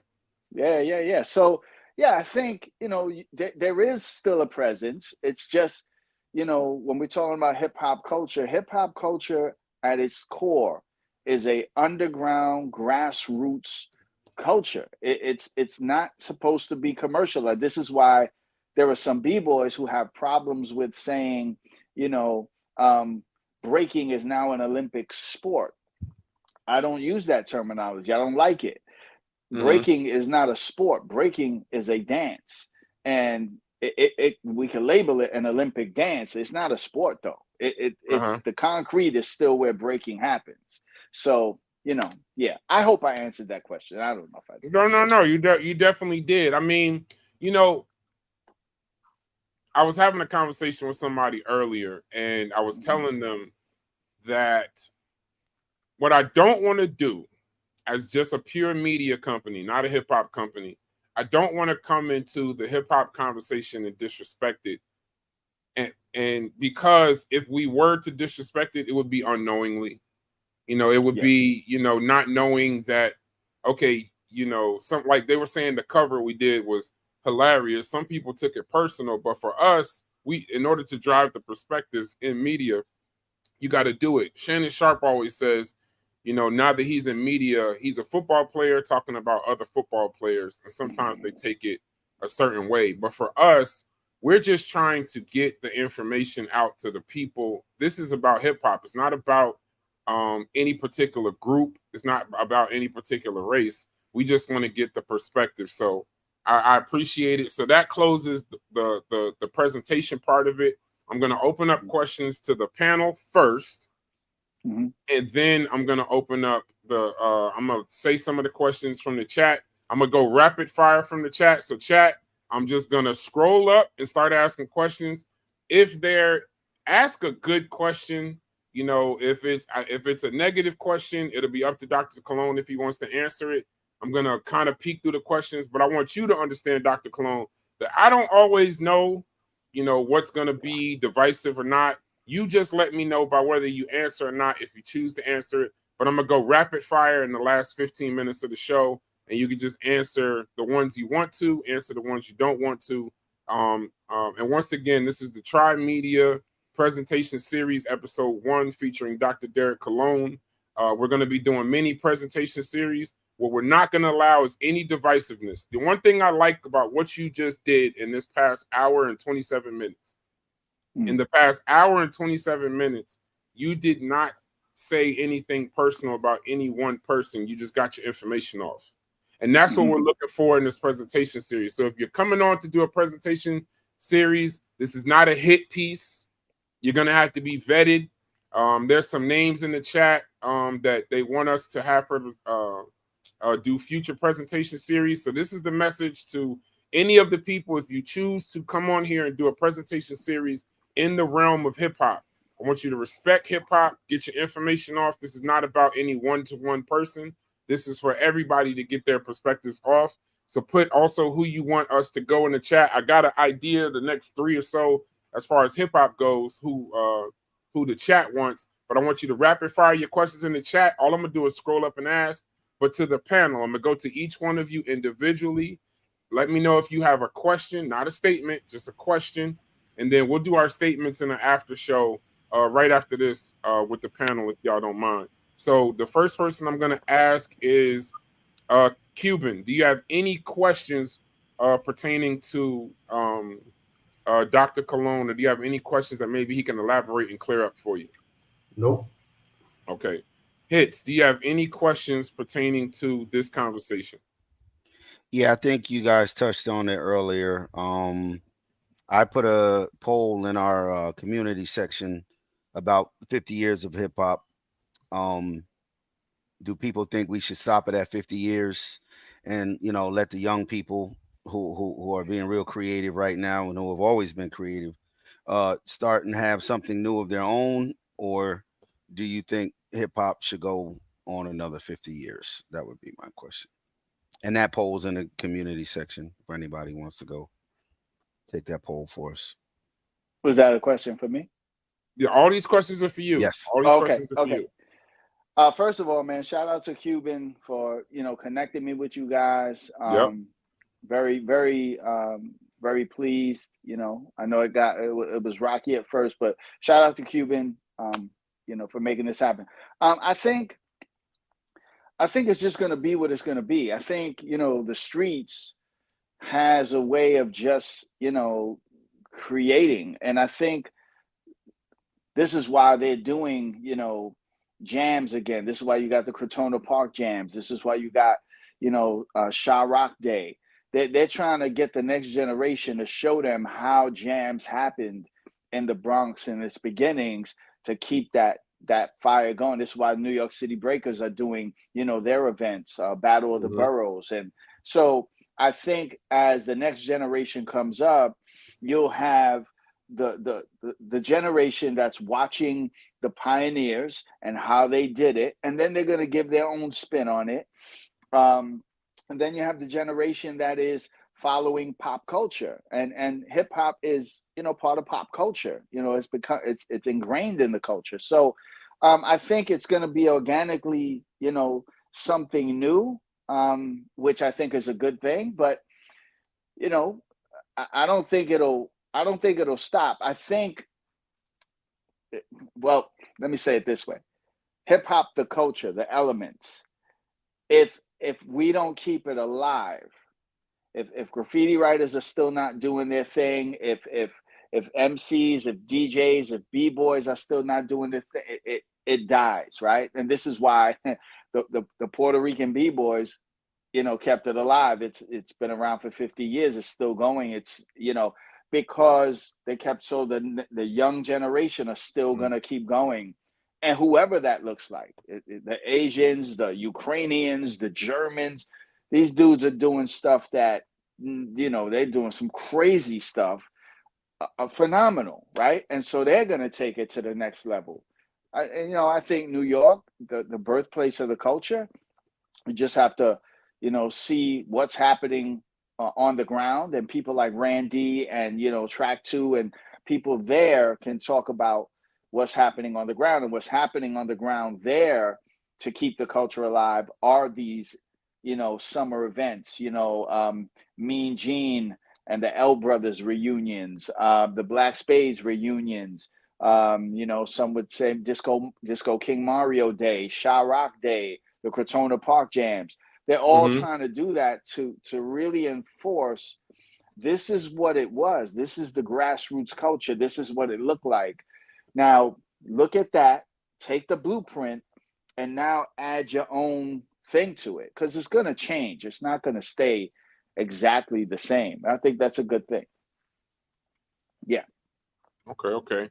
Logic, you in the building? Yo, what's up? Okay. I'm opening up questions to the panel first. We got about 30 minutes left. Then we're going to do an after party. Dr. Colon, Now I'm going to take the questions from the chat. Do you want any direct questions where you speaking to the person, or do you want me to just pull the questions from the chat and you answer them? It's completely up to you. This is your show tonight. I'll follow whatever you think is best. Yeah, I mean, I'll speak directly to the person. Okay. Will their name be up when you put it up? Yeah. When they there's a couple people that want to hit the link, but you know, I want to re-clarify my damn point too, though. If I give you the link, come in, ask your question respectfully. If you do not ask it respectfully, or if it's not a respectful question, I'm gonna remove you. I'm all for free speech in the chat. You see in the chat, we don't block anybody. I don't care how spicy you get. My mods, you're there to drive the conversation because you've been dedicated and loyal and you asked a lot of questions. I'm going to open up the link for some of you guys who I recognize to come up and ask questions. But other than that, I'll pull the questions from the chat. But if I feel like you're being disrespectful to the doctor on this particular show, because this is his show, his presentation, I'll remove you immediately, and you probably will never be able to hit the link and answer another question. Logic, do you have any questions based on the topic that you want to ask the doctor directly? I'm trying to get the panel done before I go. Yeah, so first of all, good show. I appreciate you coming on. I think you did a great job. It was good details. You brought us like right there onto the dance floor, so to speak, you know, of where all this stuff was happening and, you know, when it was happening. So my question is, I hope not complicated, but I think it's important, right? So my question is, I heard you start the conversation off in 1975. Is there a particular reason why you start the conversation off in 1965? And are you doing it to actually like to put the timeline on hip hop, or are you trying to put the timeline on the contributions? No, that's my beginnings, right? So 75 was my beginning of me first seeing it. But then, great question. But then when you look at what everybody else has said, for instance, when you look at what, you know, people who were around Herc, Coke Rock, they say, you know, the thing that we call hip hop really germinates in 1975. And it's 1975 where he creates the quick mix, the merry-go-round. He introduces the Herculoid sound system at the Hevelo. Coke Rock starts speaking on the mic for the first time in 1975. Grandmaster Flash introduces the quick mix theory at 23 Park in the South Bronx in 1975. So it's really 75. Sha-Rock would say 77 is really like when it all comes together. So this is the breakbeat DJs and the B-boys are 75. That's the beginning of that. There's nothing happening before that. And then late 76, 77, the MCs come in. So, you know, part of that was just showing my beginning of when I first saw it, but then everybody else is saying 75, 75, 75, 75, 75.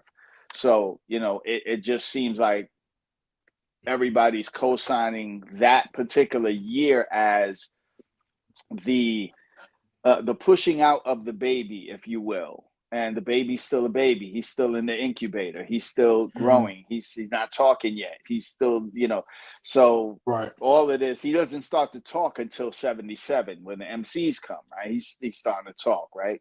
So that was reason. That was the reason. Yeah. Now that I like that answer, right? And I did some digging on my own, and you know, a part of my big like realization is that it's really hard to date this particular thing because there's a lot of truth to there was something going on prior to it being coined a particular name.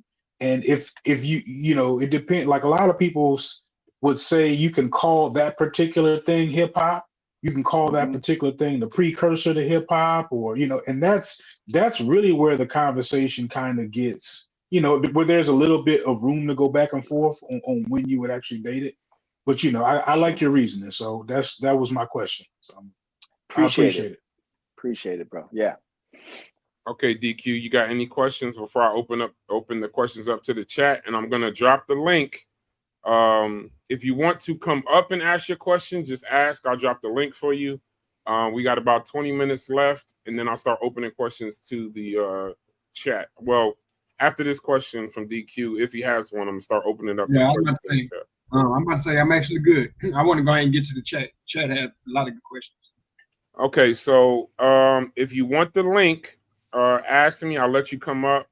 But Akai Cruz. Okay, so I'm gonna take this last question.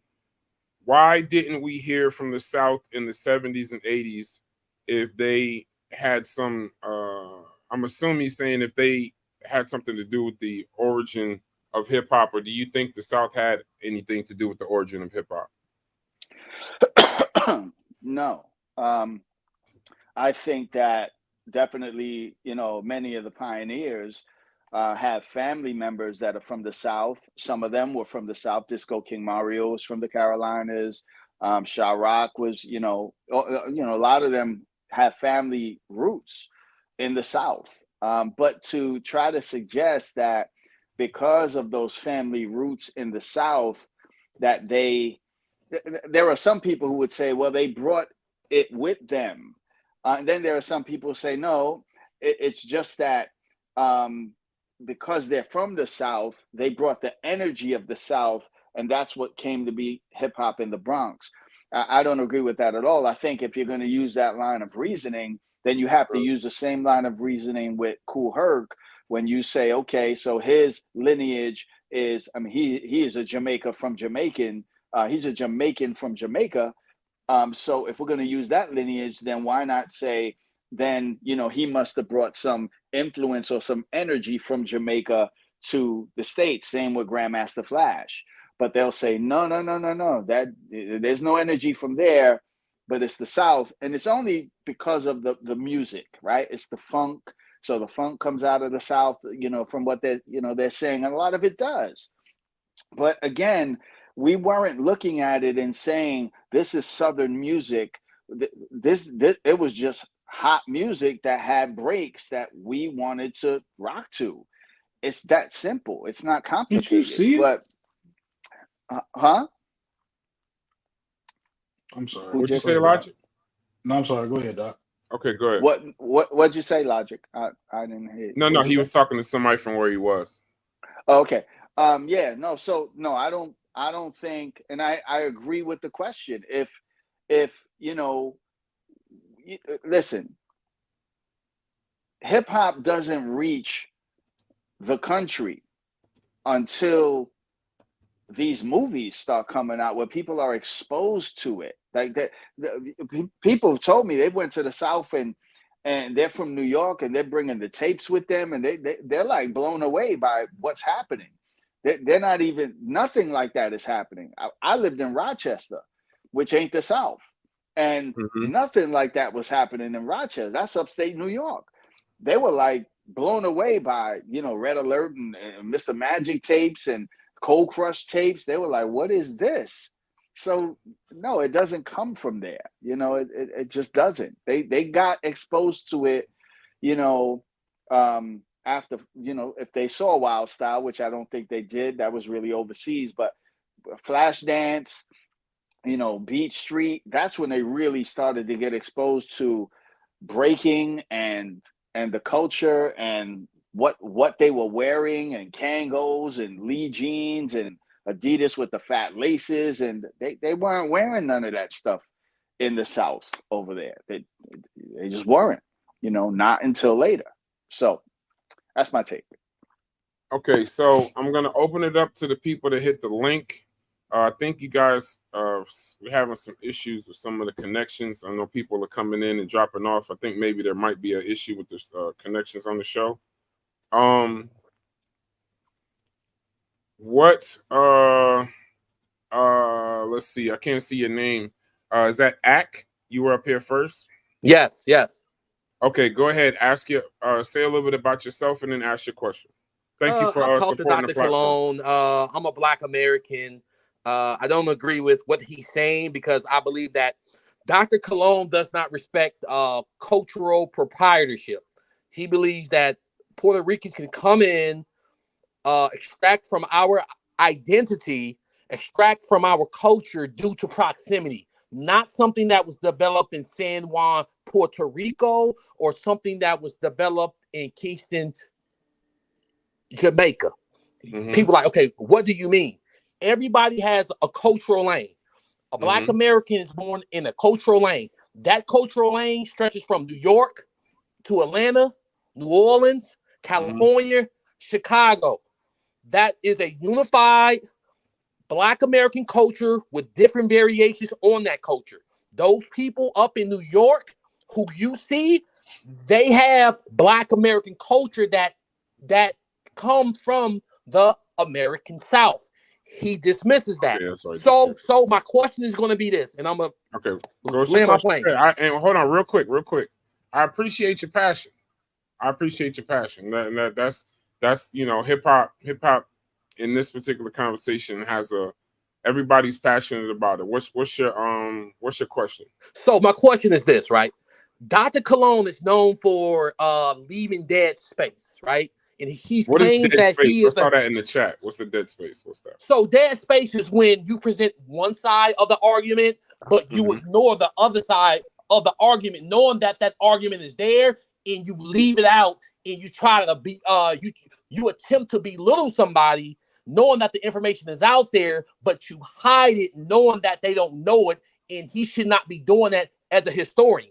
So my point of asking this is, they said Kool Herc was the first to extend the break beats, which is not true, because even Grandmaster Flash was on Drink Champ saying that he doesn't even fully understand the merry-go-round. So my question is this: why do you ignore the fact that Cool DJ D, Tyrone the Mixologist, is on record, and DJ P. Jones is on record saying that they already saw DJ P. Jones extend the funk breaks, the R&B breaks of songs. So extending the breaks is already in our culture. And how could somebody who's acculturated and who's copying and cosplaying come in and get that crown when people are already saying that it's in the culture? And does he see a problem with that, or does he not see a problem with that?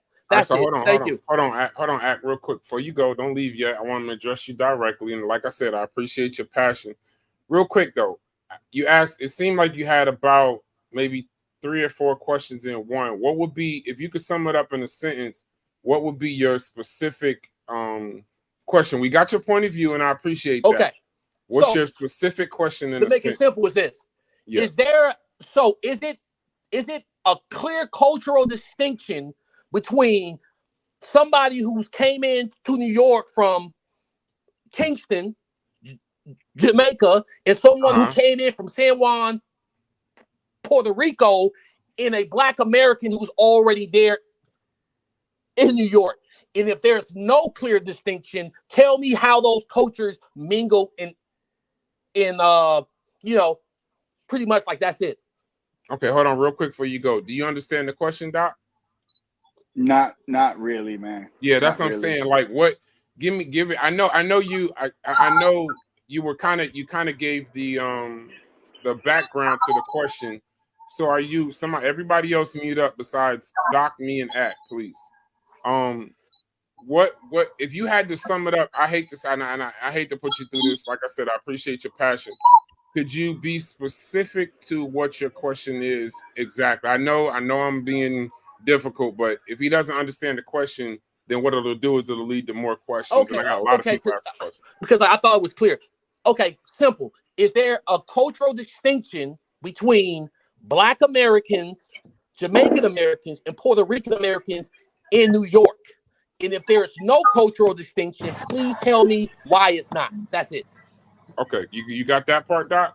Yes. Okay, go ahead, boss. It's your time. Thank you, Ak. I'm gonna mute you now. Thank you. I just want to hear his answer. I appreciate you. Just drop down because I got a lot of people that's I'm about to leave. Thanks, bro. Appreciate you, boss. Yes, sir.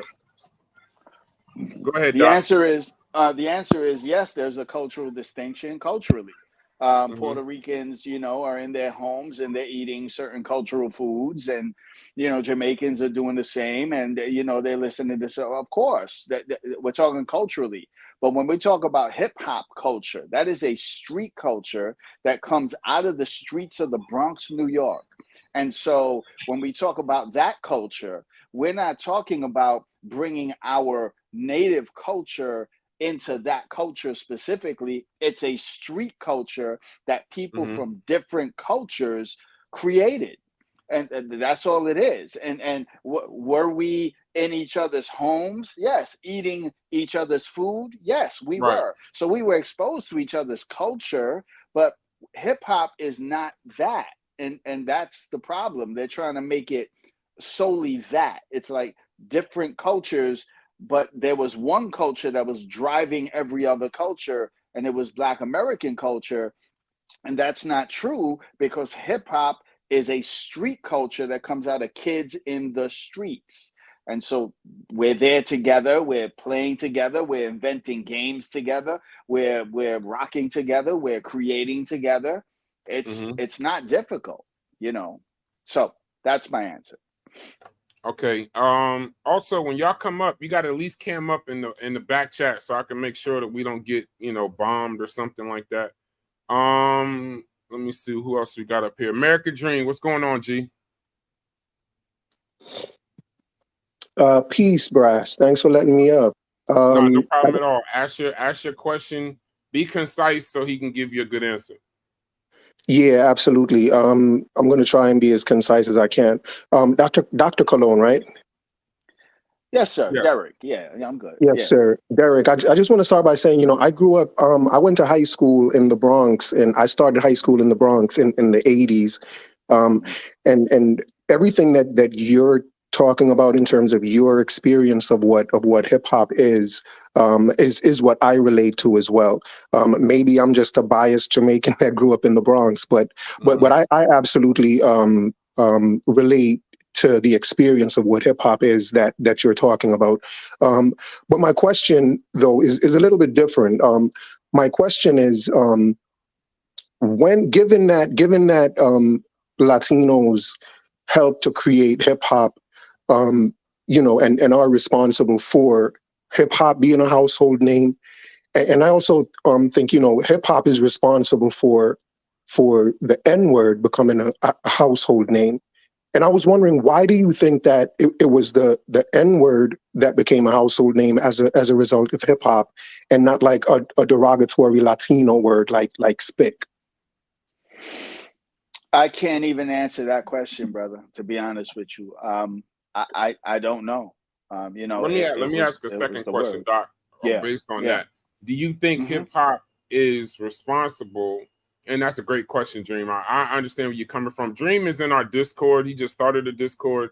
He's gonna be doing shows and stuff too on his channels and our channels too. So we've had previous conversations in our Discord, so I kind of know where he's going. So I'm gonna ask a second question. Also, do you give hip hop the I won't say credit because that's ignorant. Would you give hip hop the responsibility of the proliferation necessarily of the N word, or yeah? Do you give hip hop the reason, the responsibility? I'm gonna just say credit. I know that's gonna go over crazy, but the credit for the proliferation and mass use of the N word, or you think of something else? I think the word was being used before hip hop. Okay. Yeah, that may be true, Let but him I answer. think Dream. I'm sorry. Let him answer. Go ahead. Yeah, I think the word was being used before hip hop. I think it again, it's the streets. So for some reason, that word, which I don't use, but right, that word is synonymous with saying homeboy, or a friend, or why it was used. I can't answer that. I don't know. So years ago I used to use it, but obviously not in a derogatory way. It was a term of endearment, but I chose to refrain from that because understanding where that term comes from, who originally used that term, it was, the oppressor. And I just decided I'm not going to, engage that term outside of being able to just explain. If I'm giving explanation, I'm going to use the term. I could say the N word, or I'm going to, but I'm not going to use it in a way to speak to my friend that way.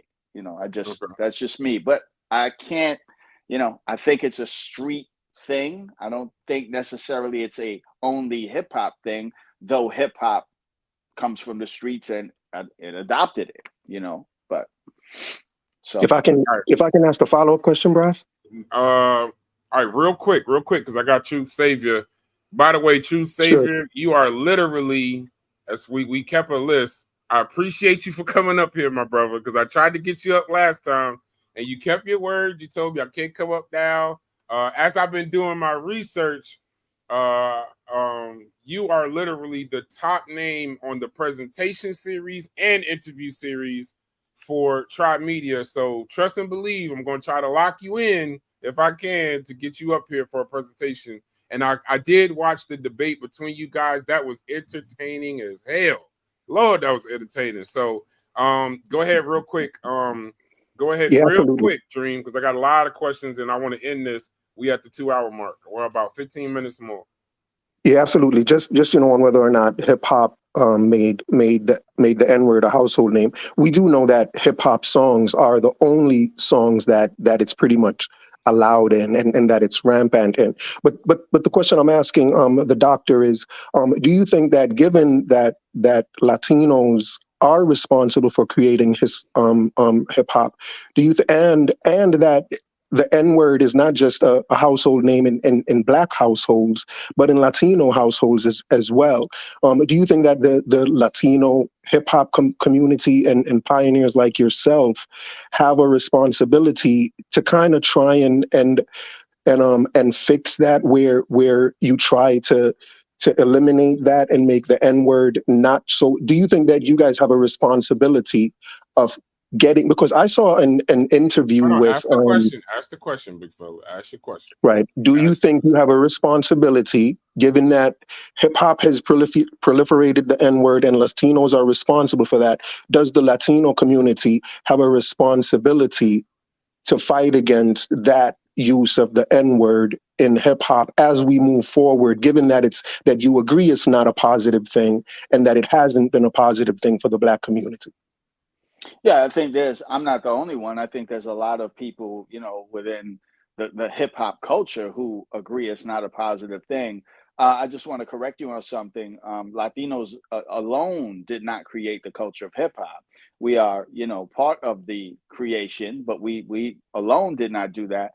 Also, I'm not a pioneer. So, but to answer your question, I think, as a whole, there are going to be people that don't have a problem with it. And I'm not going to try and correct people if that's, what they want to use. I won't use it because I understand the implications. So that's just me. But, I hope I answered your question. Okay, drop down for me, Dream. I got a lot of people trying to come up. I appreciate you, brother, and I can't wait till we get some content out there. Before I get to you, True Savior, let me get Soil, and then let me get right to you. Okay, boss? All right. Go ahead, Soil. Ask your question. What's going on, family? I got a quick question, man. Yes, sir. You as ingenious that we are and as creative as we are, you think that we forgot who we were moving from Texas to New York as compared to y'all moving from the islands to New York? Y'all kept y'all stuff, but we didn't keep ours. Is that what you're really trying to say in here? No, that's not what I'm trying to say at all. Number one. Number two, we didn't move from the islands. We're talking about first generation Nuyoricans. While there were some Puerto Ricans that moved from the island and then, eventually would get in, we're talking about the first generation of Nuyoricans who have been in the Bronx from birth. And their families have been there from birth. So since you know about that, right? Let him finish, Soil. Then you can go right back in there. I want to get to True Savior. So finish your point, Doc. Yeah, no, that's all my point.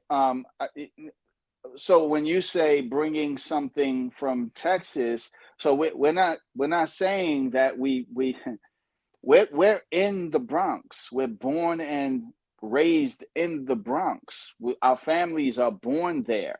Our mothers and fathers are born there. Our heritage comes from Puerto Rico. Maybe our grandparents come from the island, but we're talking about the generation of the culture of hip hop in the 70s, maybe even in the late 60s, that would be part of the street culture that would become hip hop a little bit later. That's what we're talking about. As far as what you brought from Texas to the Bronx and forgetting it, I'm not sure what you mean. What did you bring from Texas? You said that we didn't bring the Southern culture up there, right? No, he's saying, what No. did you bring from? He's asking, what did you bring from Texas? We brought the Southern culture up there. Everything that hip hop is, rap, and everything else. The part that I'm asking them is this: we came up there maybe to New York maybe in the 30s and the 20s. So by the time they got there, we've been there a couple generations. So they saying that they was able to keep theirs, and we didn't keep ours. And somehow this I'm is not all a sure. new I'm not thing. sure what you mean by keep. Keep what? Keep You what? said that we didn't bring our. You said we didn't bring our culture up there, didn't you? No, I'm talking about hip hop. You didn't bring anything from the South that was integrated into hip hop's culture. It You just wasn't said in the it South. again. You just said it again. So we forgot our culture. So when you say it's got Puerto Rican influence, what are you saying? Is that your culture that you left a long time ago too?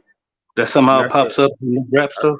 that's the last question, real quick. So, kind of sum it up, I'm not Doc, even because I want to sure get what this he's true asking savior. me.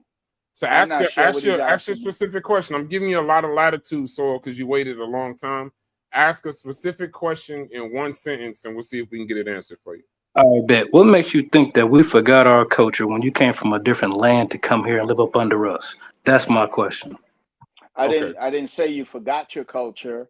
I said that you didn't bring. There is nothing from Southern culture that was infused, and you didn't bring hip hop from the South to the Bronx. That's what I'm saying. Number one. Number two, I already said to you that we were born and raised in the Bronx. We didn't come from another land. We're natives to the boogie down. That's where we're from. Okay. If you came from somewhere else, you can't say we came from somewhere else. We're talking about the first generation of hip hop's culture and the Nuyoricans in the Bronx. That's our culture, the Bronx. We didn't come from Puerto Rico and then come and watch what was happening and then get busy. No, didn't happen that way. Okay, real quick in the chat, and I gotta get Randy. I know you're up here, but I gotta get the true savior. He's been waiting, and plus he's been the most requested in the chat. And plus, I know y'all got previous history. I know he got. I'm gonna give you a few questions if you don't mind, Doc, to true savior. There was a question in the chat about Nuyoricans. Nuyoricans is a term derived from New York and Puerto Rican, refers to members of the Puerto Rican community who were born and/or raised in New York City, primarily in the boroughs of Bronx, Brooklyn, and Manhattan. The Nuyorican identity is characterized by a blend of Puerto Rican and American culture, creating a unique and vibrant cultural identity. I know somebody asked that in the chat, and they brought that up Friday on the show. All right, true savior in the building. I got to do this. Give me 1 second, Doc. Bro, Yes, sir. they've been asking for you since forever, and I spoke to you directly in the chat, and you were being respectful. You said this is not the time. Before you ask your question, because I got you on the spot, I've been waiting on you to come up here. Can I get a presentation from you or an interview from you in our series? Certainly. Thank you. There we go. Y'all got it. I got it on tape. I'm gonna clip it up. Put your email in the back chat. And there's a Discord link. If you don't mind, join our Discord. That's where we handle a lot of our business and Tri Media. Respect to you, love. The chat loves you. I saw y'all previous conversations, so y'all know each other. I'm gonna get out the way, ask 1 or 2 questions to Doc. Go ahead. Yes, you know, Dr. Colon and I, we have a long history, almost 2 years. Okay. Back and forth, and you know, he has a particular idea of where hip hop comes from. Now, here's my question, Dr. Colon. If you believe that hip hop comes from street culture in the Bronx, you would have to acknowledge that all the individual multicultural people in the Bronx have to bring something to the pot. Now, I understand that you don't believe it comes from Black American culture. We could get to that later. But so let's speak to the culture of the Bronx, the street culture of the Bronx. What did the Black American culture or individuals, what cultural elements that they bring? Also, talk about the Puerto Rican or the Nuyoricans population, the Dominican, the Cuban, all of those different multicultural individuals. Talk about the culture that's uniquely theirs that they brought to what we call street culture of hip hop. I'm lost. Let me say this. Hold up before I'm lost with your question, bro. Oh, okay. What are you okay. asking me? Okay. For example, what was the music culture that the African Americans bring? What was the music? And I'm talking about the culture of the Bronx, the street culture of the Bronx. What was the music culture they brought? What was the vernacular culture that they brought? What was the dance culture that they brought? Things like that. Because every culture has things like that within their culture. So if it doesn't come from Black American culture, let's talk about the Bronx Black Americans, the Bronx Nuyoricans, the Bronx Dominicans, the Bronx Cubans. Let's talk about those guys and what were those cultural elements that they brought to the table. Yeah, I think that's a great question. The music comes from, and I alluded to this earlier, it comes from funk, it comes from soul, it comes from disco, it comes from Latin funk, it comes from those elements. That is, we're talking about the break beats. Those are the sounds of the culture. That's what it is. So there's not a particular group of people. You got people who were Caribbean who made some of these records. You got people who were African American who made some of these records. You got people who were of Latino descent that made some of these records. When we talk about Jimmy Castor, and many people said, well, he's Black American. No, he's not Black American. He's Caribbean American. And he was influenced by Tito Puente. That's what the song was influenced by. So it's a hodgepodge of different cultures. Again, street kids. These are kids who create this culture. These are not grown men. These are kids who create this culture from different cultural backgrounds. Okay, and so you might be playing James Brown over here. That's James Brown. Okay, we're not focused on is James Brown from the South. We're focused on that break in the James Brown record. Okay, now there were Black Americans who were focused on James Brown. This music comes from the South. This music is beautiful, and it was beautiful. Nobody's saying it wasn't. What we're saying is that the sounds of the culture of hip hop come from numerous places. It doesn't just come from one specific cultural group. It just doesn't. So what we brought, and I already explained that to you, what you hear in these break beats are two fundamental sounds. You hear the Latin, you hear the funk, the driving force of the funk with the driving force of the Latin percussions. That's it. You don't hear funk with jazz. It is Latin percussions. So why Latin percussions if there was not an influence to continue having that sound? That's all.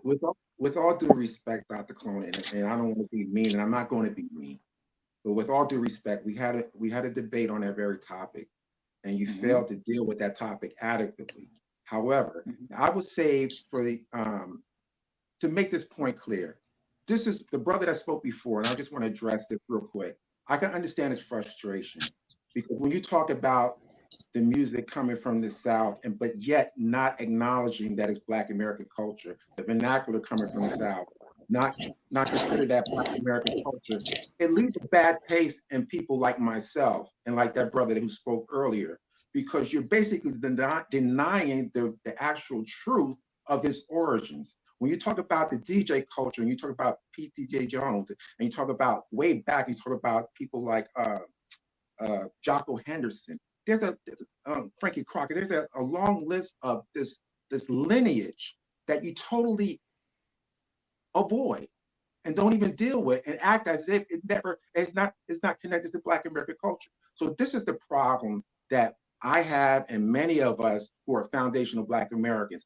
We all love our Latino brothers and sisters, but let's be honest about the culture that produced the foundation of this whole thing. And like, I don't want to take up much time. You could have me on and I could break all of this down further. Like, and if anybody want to go see the debate that me and Dr. Colon, you could check out that debate, because I asked Dr. Colon about this fictitious Latin breakdown and he failed. But he's still presenting it as if it's factual, but that's okay. But in my presentation, I will bring it out and prove that there is no such thing as a Latin breakdown. It's all made up. And I will dispose of this hopefully once and for all. Before you leave, hold on real quick, Doc. Hold on. No, I'm gonna allow you to. I got kicked for a second. Real quick, True Saver, please take a second. Put your email in the back chat. I definitely want you to be the next presentation on the channel. I want to get to Randy. Go ahead, Doc. Drop your email, Truth, and then I'm gonna get to Randy. Go ahead, Doc. Yeah, so my response to that would be, as far as the debate went, the debate was the Latin breakdown and its connection to the B-boy anthems. If you watched the debate, you did not speak to that at all. You gave no examples of any B-boy anthems. And when we talk about the quintessential B-boy anthem, It's Just Begun, you hear Jimmy Castor himself tell you it is a Latin breakdown, okay? But you're going to say no, just listen, just go back and listen to it. But I'm not going to keep on going back and forth with you, but we're good. Okay. Truth, and even in the chat, even they're saying they can't wait for your presentation. I'm fired up about it. Thank you for blessing the platform, brother. I want you to understand, you got to be a legend. I'm coming from a point of uneducation, but you got to be a legend of this conversation, because you are definitely the most requested. Phase is requested, Coke LaRock, and but the fact that you decided to come up, I appreciate it. Thank you, brother. You're welcome to sit up here if you'd like, or step down, but leave your information so we can contact you, and have a great July 4th. God bless you guys. Yes, sir. Go ahead, Randy. What up? Thank you for being patient, my brother. Thank you for being patient. Hold on one second, Randy. Hold on one second. For clarification, earlier, I think, and this is for Brass and anybody in the audience, Dr. Colon was talking about DJ Phase, not no, he was talking about Phase 2, not Phase DJ 2, yes. Yeah, so those are two different people.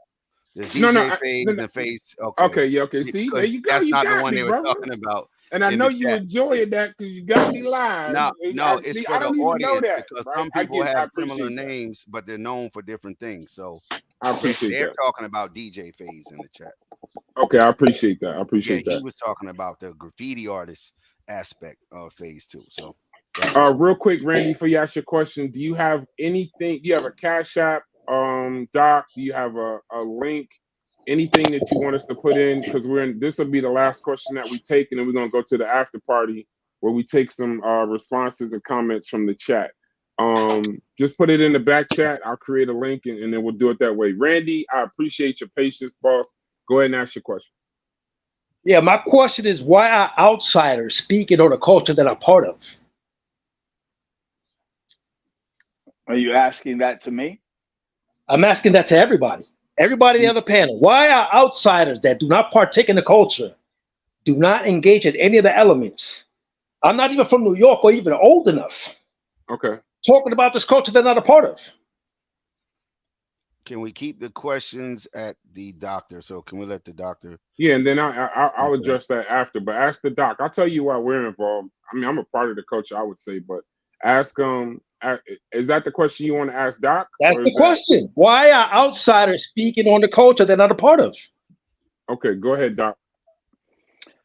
I think again it boils back down to creating this narrative that this is a certain people's culture, so therefore it doesn't have anything to do with hip hop per se. It's Black culture, so therefore we don't have to be participants. We don't have to have had any stake in hip hop's culture to speak on this. Well, let me Oh, destroy no. this Let him FBA finish. Let him finish. And then we'll get to you. Let him finish. Go ahead, Doc. And as soon as you're done, we'll bring you right back in, Randy. You were very patient. Go ahead, boss. So yeah, I think, you know, they're speaking on it because they want this to be something that it is not. And so, you know, when you ask people like Truth Savior or anybody, you know, what did you do in the culture? And it's a zero. We did nothing. I didn't practice any of the elements. So, you know, I don't know. You know, Yeah, man, I can only because you speak see, for the myself. thing is, these dudes talk about this fictitious lineage, right? This lineage that if you are from the South, you're magically hip hop. You know, it's like a magical spell that you automatically become hip hop. That is false. Hip hop is skill. You got to represent. You know what I'm saying? If you claim to be hip hop, you got to have skills. Are you a b-boy? Let's get down. Let's battle. Are you a DJ? Let's get on these turntables. Let's see what you got. You know what I'm saying? Are you an MC? Let's do this. Let's battle. Let's see what you. Let me hear your flows. Okay. You know what I'm saying? These dudes are not part of this. They're trying to appropriate a foreign culture that's foreign to them and reclaim it as black culture. This is Bronx culture. This is hip hop culture. They're not part of it. Truth Savior, 60-something years old, it took them 50 years to come to a hip hop jam. So he's entering hip hop 50 years late as a non-hip hopper. You know what I'm saying? No, I get your passion. Go ahead. And he wants to talk about hip hop as he's an authority. He wants to even try to remove the Latin breakdown. Hold on. This is Dr. Colon show. I don't mean to cut you. Can we? Because we asked him to come along so people can address him. So could you, just? I'm addressing him. Yeah. Let me say this to you, Randy, because you addressed it to the rest of the panel too. I am too young. I'm from the Midwest. I'm too young to be a part of the Bronx culture, and I respect your passion. That's why I'm gonna address your question. Even with passion, you kept it respectful, so I appreciate that. For the rest of the panel, this is the rest of the panel besides Doc is all Tribe Media. What we're trying to do is pull people that have perspectives on hip hop. You have one, right? That have perspectives on hip hop to get the message out, marketed it out, so that it's not just left to quote unquote a Bronx conversation or a Jamaican conversation or solely a FBA conversation or solely ADOS. We're just trying to get different perspectives of that. And Dr. Colon came on our first hip hop show, pause, and literally gave his perspective. So as far as the rest of us on the panel, we're just giving out perspectives. It's 100. There was 125 people in the chat that are interested. So that's solely what it is. This is about hip hop. It's not about any particular ownership or anything. And I appreciate your passion. You're very popular in the chat. And I appreciate your question, boss. Do you have any last thing so we can move on? We only got one more question left. Hopefully you subscribe to the channel. We can get you up here and give your perspective for a while. Yeah, I go up there and kick it with y'all. You know what I'm saying? Because see, I don't care nothing. I'm from the culture. I've seen this, and I lived it in real time. I'm not watching this on YouTube or watching a documentary where people lying about stuff. I actually saw it, and I partook in it, and I'm still part of it. I'm still down. Hey, put your email in the private chat. We got a Discord. We can have a further discussion. I appreciate you for coming up, boss. I really do. Yeah, get Dr. Colon has my info. Tell him to get at him. Okay, no problem, boss. Thank you very much. Logic, I'm gonna give you the last question. Then we're gonna close up before the after party. We got 102 people in here. Dr. Colon, you did an amazing job, bro. I mean, I know you got one more question, but you did an amazing job. You came in here, you gave your information. No ad hominems, nothing directed at anybody personally. It's been a very clean show. Logic, ask your last question so we can get Doc out of here and we get this after party started. Okay, go ahead, Logic. I appreciate you coming through again, Doc. Thank you, I sir. think you did. I think you did a great job. Gave us some really good information. Can't thank you enough.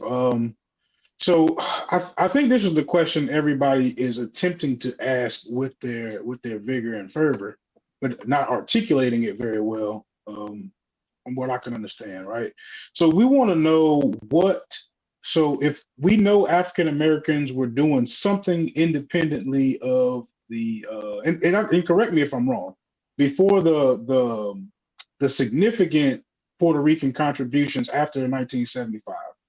So we're trying to figure out what do you call what they were doing before you start seeing the significant collaborations of people like Disco Wiz, before you start seeing the Cold Crush Crew, like before these people were actually come onto the scene, and you have black people doing what they call burning, which is like the precursor to breaking, and they were doing it more of like an underground type of scene. What do you call that phenomenon? What's happening there if it's not hip hop? Well, I think, when we talk about burning and we talk about, so there's a precursor to burning that's called rocking, right? So Mm-hmm. the rock dance is starts in 1969, and the primary people that are doing rock dancing is Puerto Ricans. And then from rock dancing, it goes into up rocking. And that's where you see a lot of the Brooklyn cats, up rocking. So there is, again, it boils down to both together. This was not, people are referring to one specific party. They're referring to a Herc party. And they're saying, if you weren't at a Herc party, then you can't speak to any of this. Well, Herc's parties were not the only parties going on. There were other parties going on. It's the Bronx. There were block parties. So pre, quote unquote, hip hop, they would say the burning era was part of hip hop. But the problem is, so I would say that too. But it doesn't begin in 73. It begins in 75. So while they are burning, they're not hitting the floor. You got to remember, Trixie stops dancing in 75, right? But what he was doing was what he called burning. It was, but again, rock dancing is a form of burning. It was, they would say things like, you got burned, right? So it's not a black culture. It's not a Latin culture. It's these cultures were doing things that would eventually unite under the banner of hip hop. So 75 is a pivotal year because it's at 75 where they're doing this at the Hivalo. They're burning. They're dancing against each other. But they're not going to the floor. There's no floor rocking. So burning is, yeah. So I got you. burning is. So can I clarify Let him something finish. right quick? Let him finish. Go ahead. You want me to finish? Yes, finish. Yeah. So the burning is not the precursor to b-boying. That's not the precursor to b-boying. And every up rocker or rocker will tell you that. That's not the precursor to b-boying because those dancers did not eventually become b-boys. The dancers that did become b-boys are rockers. The rocking community would eventually become b-boys, and they were hitting the floor already, as well as some of the burners. When I say hitting the floor, they're doing little pin drops. They're doing things like James Brown splits. That's what they mean by hitting the floor. And that was fabulous. But when we say hitting the floor, we're talking about really it's the Zulu Kings and it's the foundational b-boy crews that are hitting the floor in the sense of 3-step, 6-step, 4-step. Spins are not a thing at this point. There's no spinning yet. You don't see that until a little bit later. The foundational moves are the top rocking, going to the floor, doing the footwork, and freezes. And that's what you don't do. So you do see Black and Puerto Ricans doing this together beginning in 75. The Zulu Kings are dancing with Salso. They're dancing with the CC crew. 1975. These are facts. What Herc's dancers were doing was not that. There's nothing you can see, and the little bit of footage that we have, you don't see them doing anything like that. The twins have already said, we never hit the floor. Trixie said, I never hit the floor. I didn't do that. We didn't do what y'all did. So it's not that the Puerto Ricans invented it. I'm saying it was blacks and Puerto Ricans together. When we talk about b-boying on the floor, it's together. It's the Zulu Kings and the foundational crews. And the Zulu Kings actually come after two of the foundational crews. They come 75, 76. There was already foundational crews in 75. So it's people are, trying to accuse me of saying, well, the Puerto Ricans invented. No. It's together. When I first saw this, I saw blacks and Puerto Ricans together doing this dance together. So the Trixies and the Sasas and the Dancing Dougs, while they were called B-boys, no doubt Herc named them B-boys.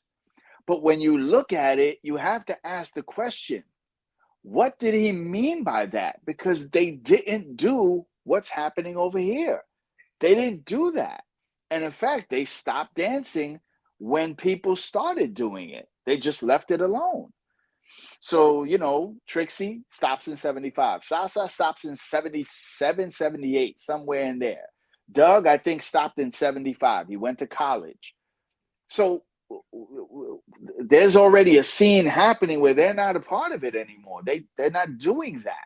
They just didn't do that. And there's no footage. There's no pictures.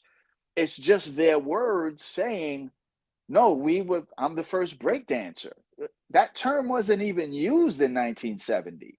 And this is what Trixie says. In 1970, 71, I was the first break dancer. That's not even a term. But who called it that? And they say, listen, they called it breakdancing in 1971. And when you ask other people, they say, we never heard that term. We never heard that term breaking until 75.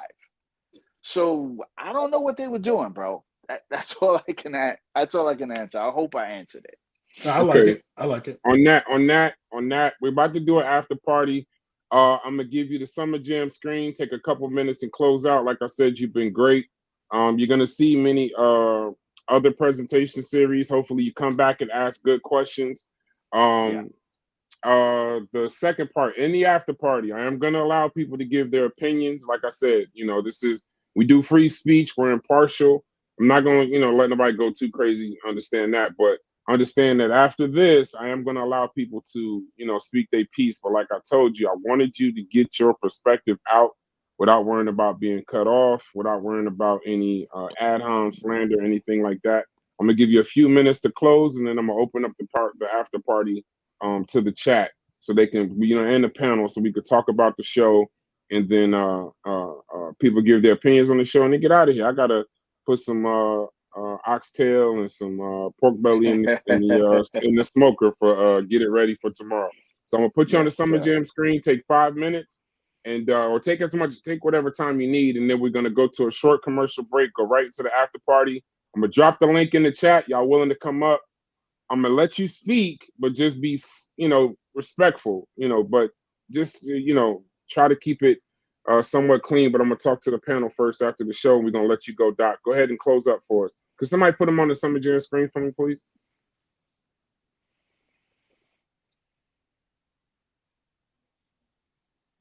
Come on, Logic or BQ or somebody. I know y'all know how to do this. All right, I got it. Go ahead, brother. Close out. Well, I think, again, when we're specifically speaking about the culture of hip hop, you cannot specifically talk about the culture and limit that information to Latinos, mainly Puerto Ricans, coming in 1978, 79, in the 80s. We predate that. We've been part of this thing. So it is African Americans, it is Puerto Ricans, Nuyoricans, it is Caribbeans, it is Panamanians. Grand Mixer DXT has already said he's a first generation B-boy. He's part of the original stock. And he said his B-boys that traveled with him were Panamanians and Puerto Ricans. First generation, first wave. So this is somebody that is, he knows what it was. And, I think this is two different conversations, right? Mm-hmm. Black culture, Puerto Rican culture, Jamaican culture. Nobody's culture created hip hop. It was kids who happened to belong to those different cultures and who would bring certain aspects of their culture. You see this, again, I talked to you about the breakbeats, the music. You hear it in the music. You see it in the way Puerto Ricans were breaking. They added the element of certain ways that they went down to the floor, the flavor, the continuous way that they flowed into a move. Okay, you see that. Jamaicans, you see the way that they would add from that. What did they add? It's the sound system. Again, we go back to that original premise that in the 50s, you see the sound clash culture. And then when it gets to New York, the first battles in hip hop, not in just the regular streets, in hip hop's culture, the first battles were sound clash battles, sound system against sound system. One person on this side of the gym, one person on this side of the gym. We see these battles famous with Africa Bambaataa versus Casanova Fly and Disco Wiz. They talk about this. And they talk about how Bambaata's sound system blew them out. And they had to pack up.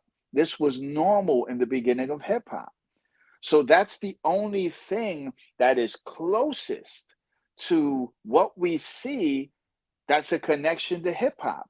When we try to connect the videos of the 30s, the 40s, with people going to the floor or the rapping, the jubilaires, I understand that. And that was all beautiful. I'm not saying that. But there is no connection with that and this movement. Two totally different things separated by time and space.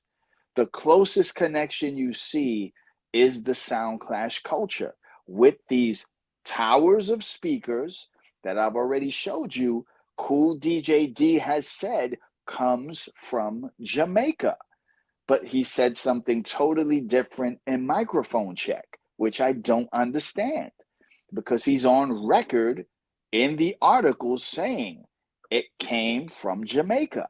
So, that's all I'm saying. It is a collective effort. It's all of us together. And it really breaks my heart that people are accusing me of saying Latinos created this and Black people came later. I've said no such thing, ever. Okay, I've said collectively we created this. And so somebody would add something from here, somebody would add something from here. We looked at each other. We got stuff from them, they got stuff from us. That's how it was. It's the streets. Somebody would call it in the streets, we called it biting. And so we biting moves, we taking moves that was frowned upon. And then never mind the graffiti culture. Never mind. That's a whole nother animal that is laced with Latin and white graffiti writers at its inception. There are no Black writers at the beginning. And then they start to come in. And they were phenomenal writers. But the original movement, the 60s, it's just not them.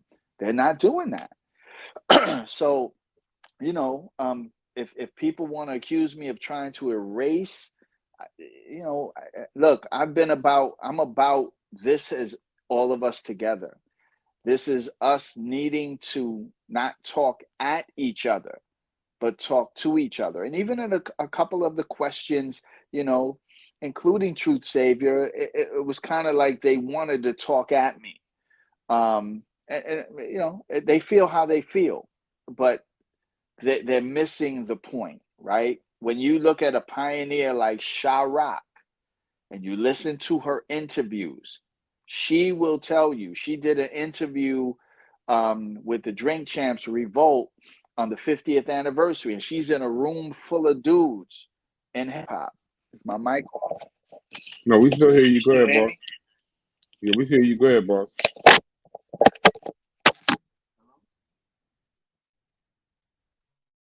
Still hear me?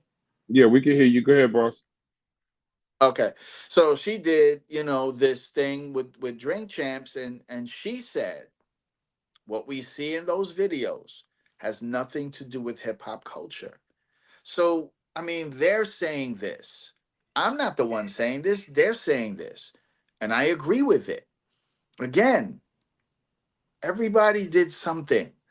You know, and so the documentary that, you know, I'm going to put out is going to speak to a lot of this. What did Latinos bring, mainly Puerto Ricans, bring to the table of hip hop?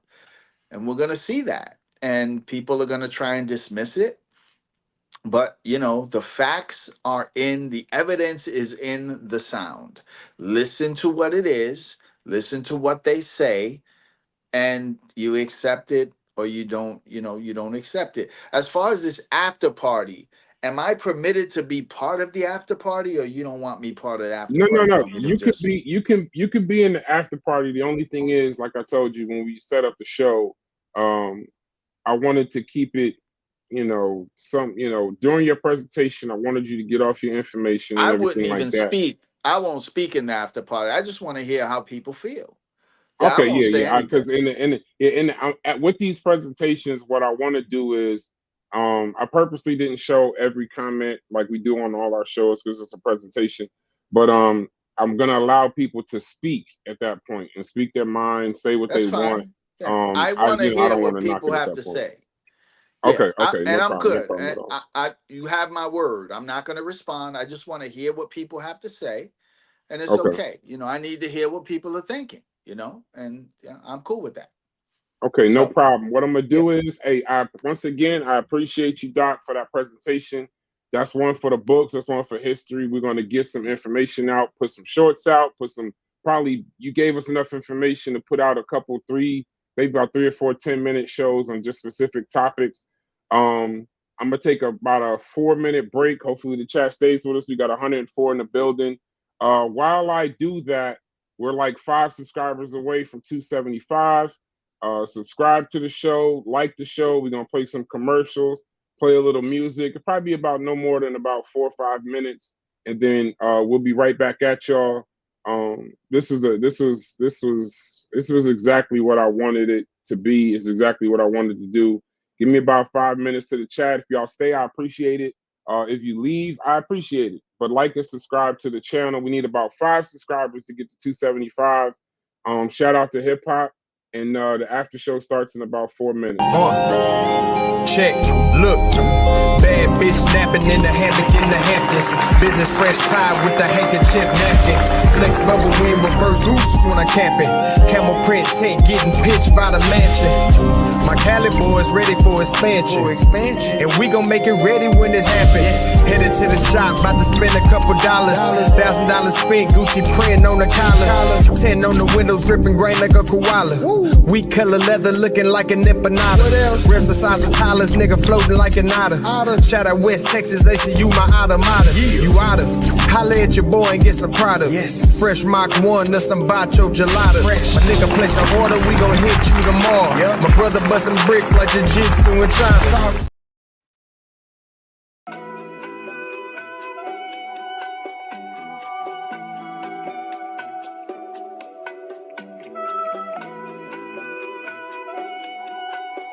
Yeah, DQ.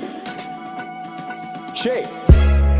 Have you ever had a dream in the daytime? Had the same dream since the playground. If you made it come true, cause you stay down. Nigga, have you ever Ever really thought about the limelight?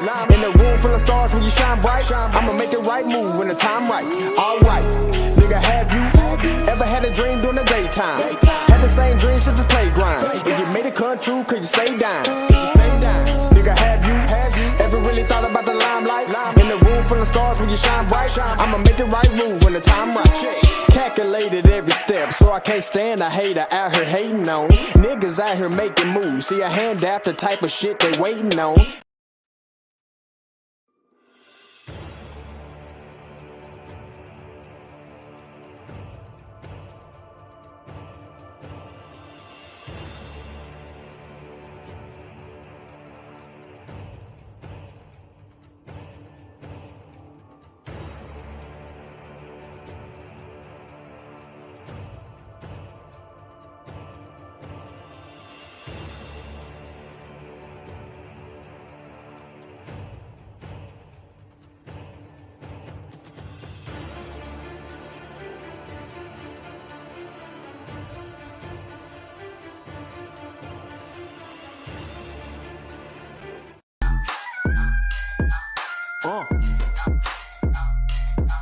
Yeah.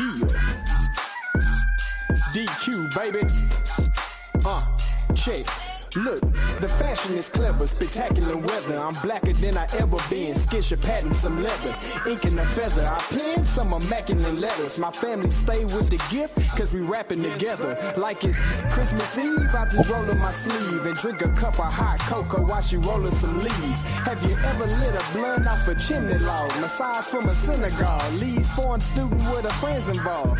No, you haven't, so I ain't trying to have it. I'm painting pictures that's lavish. Getaway log cabins. Amazing the magnetism, a magnet in all facets. Check my discography, baby, it's all classics. Feeling like Curl Baskins, surrounded by all this pussy. Making this money up y'all bastards. Funny how I mastered the art of being a subtle asshole on my dean. I'm shutting down y'all classes. COVID-19 flow nasty. Lamar Jackson with the stats how I'm passing y'all lasses. Catch me on the lake chillin' laughing. Everlasting, my mind forever layer like fall fashion, nigga. Early morning, cleaning house, smoking that dodo, making money, breaking bank, getting that dodo. Grab a gun, but grab a book. Don't be a dodo. If them boys disagree, then hit the dodo. Early morning, cleaning house, smoking that dodo, making money, breaking bank, getting that dodo. Grab a gun, but grab a book. Don't be a dodo. If them boys disagree, then hit the dodo. Yup, and click the photo. The beat knocking like a piston missing in the low-low. The chicks should know the mission is to get some more dough. And if the friction and the tension seem intentional, then it's a no-go. And as an OG, I'm telling them young brothers to be cool. They push bass and turn up high, like my EQ that's clipping in the whip. And they say, yo, shit clean, pushing 60 in the trunk. 415s, going blah-da-down, blah-da-down. About to bounce, I hit the gas and rip the engine out the motor mounts. Hit the house to go read Dr. Ben. Then this chick sent a text that said, lock me in. Hibachi grill, Wagyu beef, Lil Kobe slice, late night demo tapes like Lil Homie nights. I text back at 4 a.m. while your girlie yawning, cause she think it feel better in the early morning. Early morning, cleaning house, smoking that dodo, making money, breaking bank, getting that dodo. Grab a gun, but grab a book. Don't be a dodo. If them boys disagree, then hit the dodo. Early morning, cleaning house, smoking that dodo, making money, breaking bank, getting that dodo. Grab a gun, but grab a book. Don't be a dodo. If them boys disagree, then hit the dodo.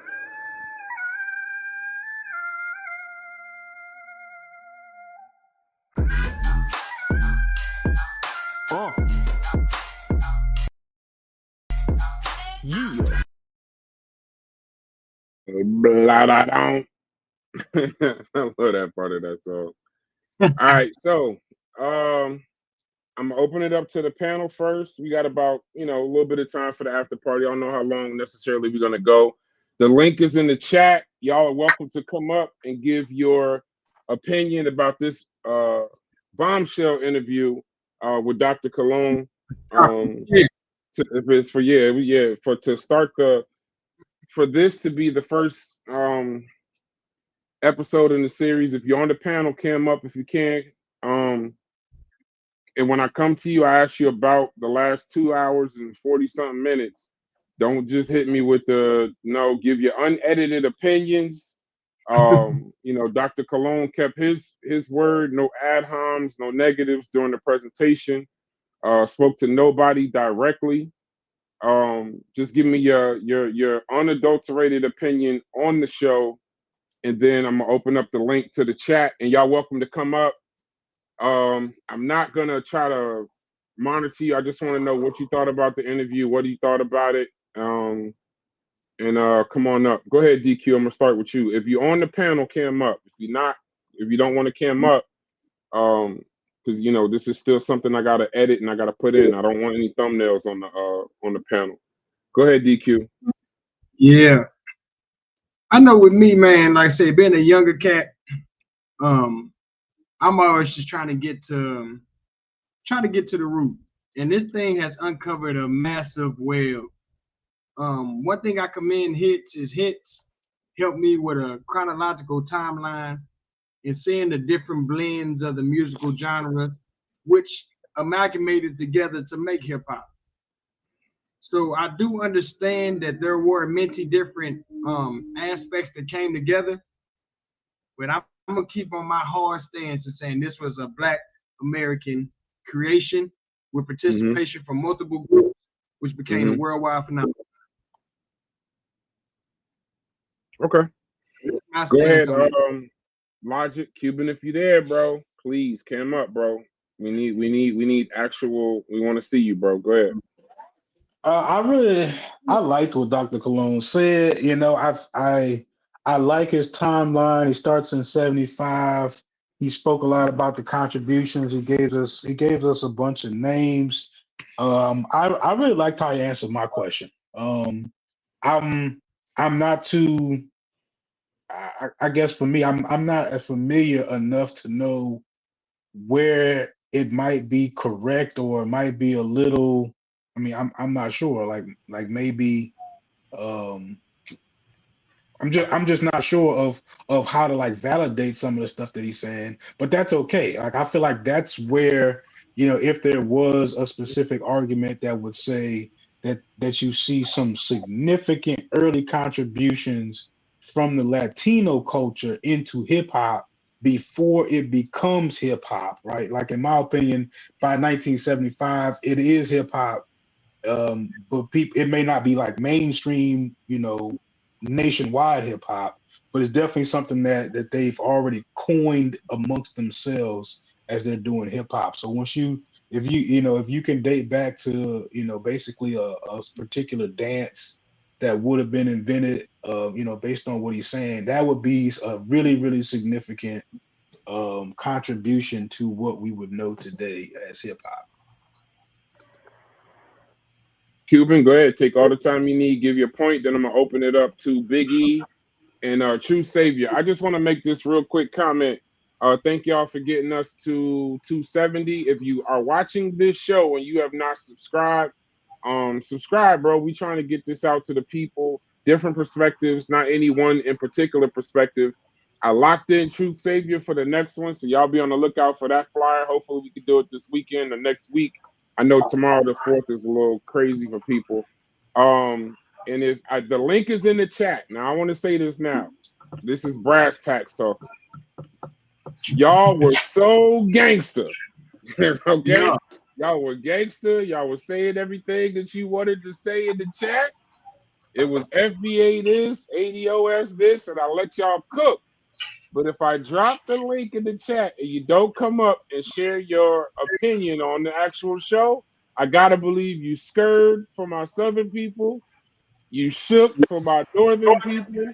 I don't know what they say out in the West, whatever that is, but at the end of the day, this is your time to stop being a fingertip gangster. Come up, share your piece for about 30 seconds, and then move on. That's what these after parties are for. I like to give the person that's presenting the utmost respect, whether we agree or disagree. But now it is your time to stop all that typing, hit the link, and take 30 seconds to a minute and tell me what you thought of the show. If you think it's, because this is the first time I get to curse, if you thought what Dr. Colon was saying was bullshit, say it. if you want to come up and actually represent, and this is what I'm looking for. If you want to actually come up represent, because a lot of y'all were agreeing with Dr. Colon today. So I want to see if you'll hit the link, tell the world that you agree, or you just want to keep typing and stay in the chat. The after party is for the people. Dr. Colon told you he's not going to respond. He just wants to hear what y'all have to say. Truth, I'm going to hear your comment, but hopefully you stay with us because, like you said, you're going to be our next presenter. And when I tell you, I got 7 comments in my Discord from members saying that they cannot wait for you to present. So, Cuban, go ahead and cook up. If you are in the back chat, you have to turn your computer on at least one time. I mean, you have to turn your camera on at least one time, so I'm not getting photobombed by genitalia. I'm not interested in that. So Puerto Rican lies, Act, you already here, so I already know. But Puerto Rican lies, I feel like you go get spicy, but you got to cam up at least once so I can make sure you're not genitalia. So go ahead, Cuban, take your time, say what you got to say. I don't really got too much to say. Just I'm doing the knowledge. I'm listening to, what's everybody's position, right? The questions, things that I've been looking at myself personally, like on this subject, in regards to individuals and places and times and all that. To just reading the chat. So for me, I just have for me this you gotta understand the position that I learned, because there's different perspectives on this topic. And that's what I'm really starting to see, because things as it was taught me in Zulu Nation is a little bit different perspective, right? Not entirely, but I guess you say nuances and stuff like that. But so I'm seeing this different perspectives and just been just observing, listening. I would say that from what I'm listening to, from what I've been looking into and stuff like that, it definitely seems safe to say, and is that it's definitely Black American. Why? If we're going to talk, speak up. They're saying they can't hear you. I apologize. If we're going to say influences, so what was the last thing you said though? They didn't hear you. I don't know what that was. You said if you call it Black something, why? What did you say? Oh no, I'm saying that in from what I'm listening to on both sides, and I'm taking out the BS, the name calling and all that from both sides. They do it to each other. All that abstracted, and just listening. Black people here in this country, they had genres of music, right? Puerto Ricans been coming to this country. There's 3 waves that came. So you're talking the first wave was in the mid to late 1800s. So they come over due to Spanish colonization. Spanish-American War happens. America gets Guam, Puerto Rico, Philippines, and Cuba. At this point, you had a lot of Puerto Ricans that came. But then you talk the 40s.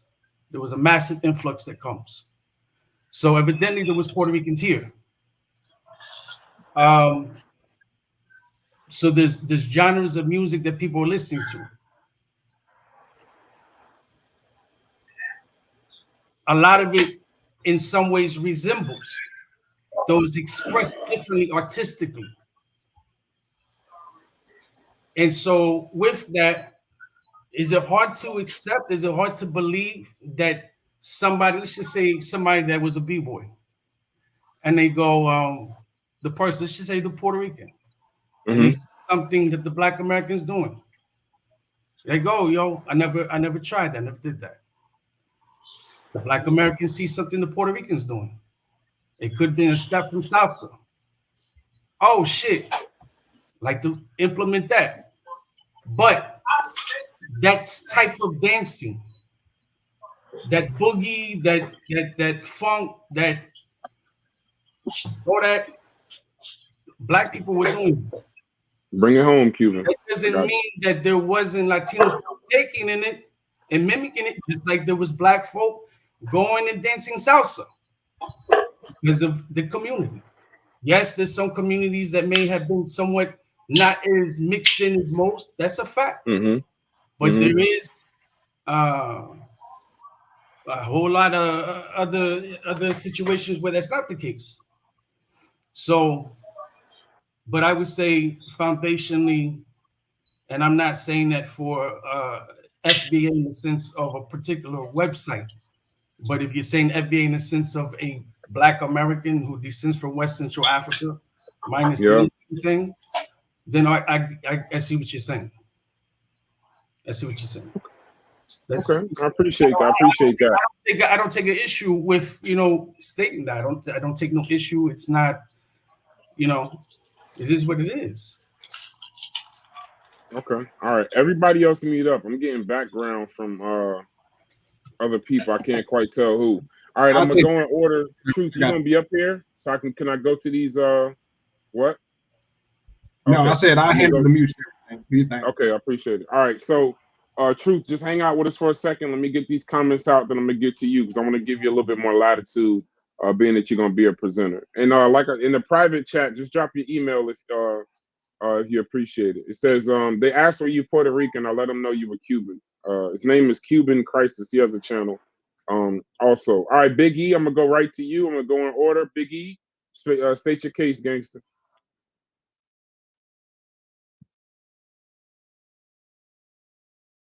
All right, you're not ready. Puerto Rican lives. If you don't cam up, I can't take your thought, G. Hey, bro, I was ready. You didn't hear me? I was talking. You didn't hear me? Your face. I got you, Puerto Rican lives. You can count. You can go back off. Yeah, go ahead, Big E. You got 90 seconds. Go ahead, boss. You want December Jam stream? All right. Well, what are we doing?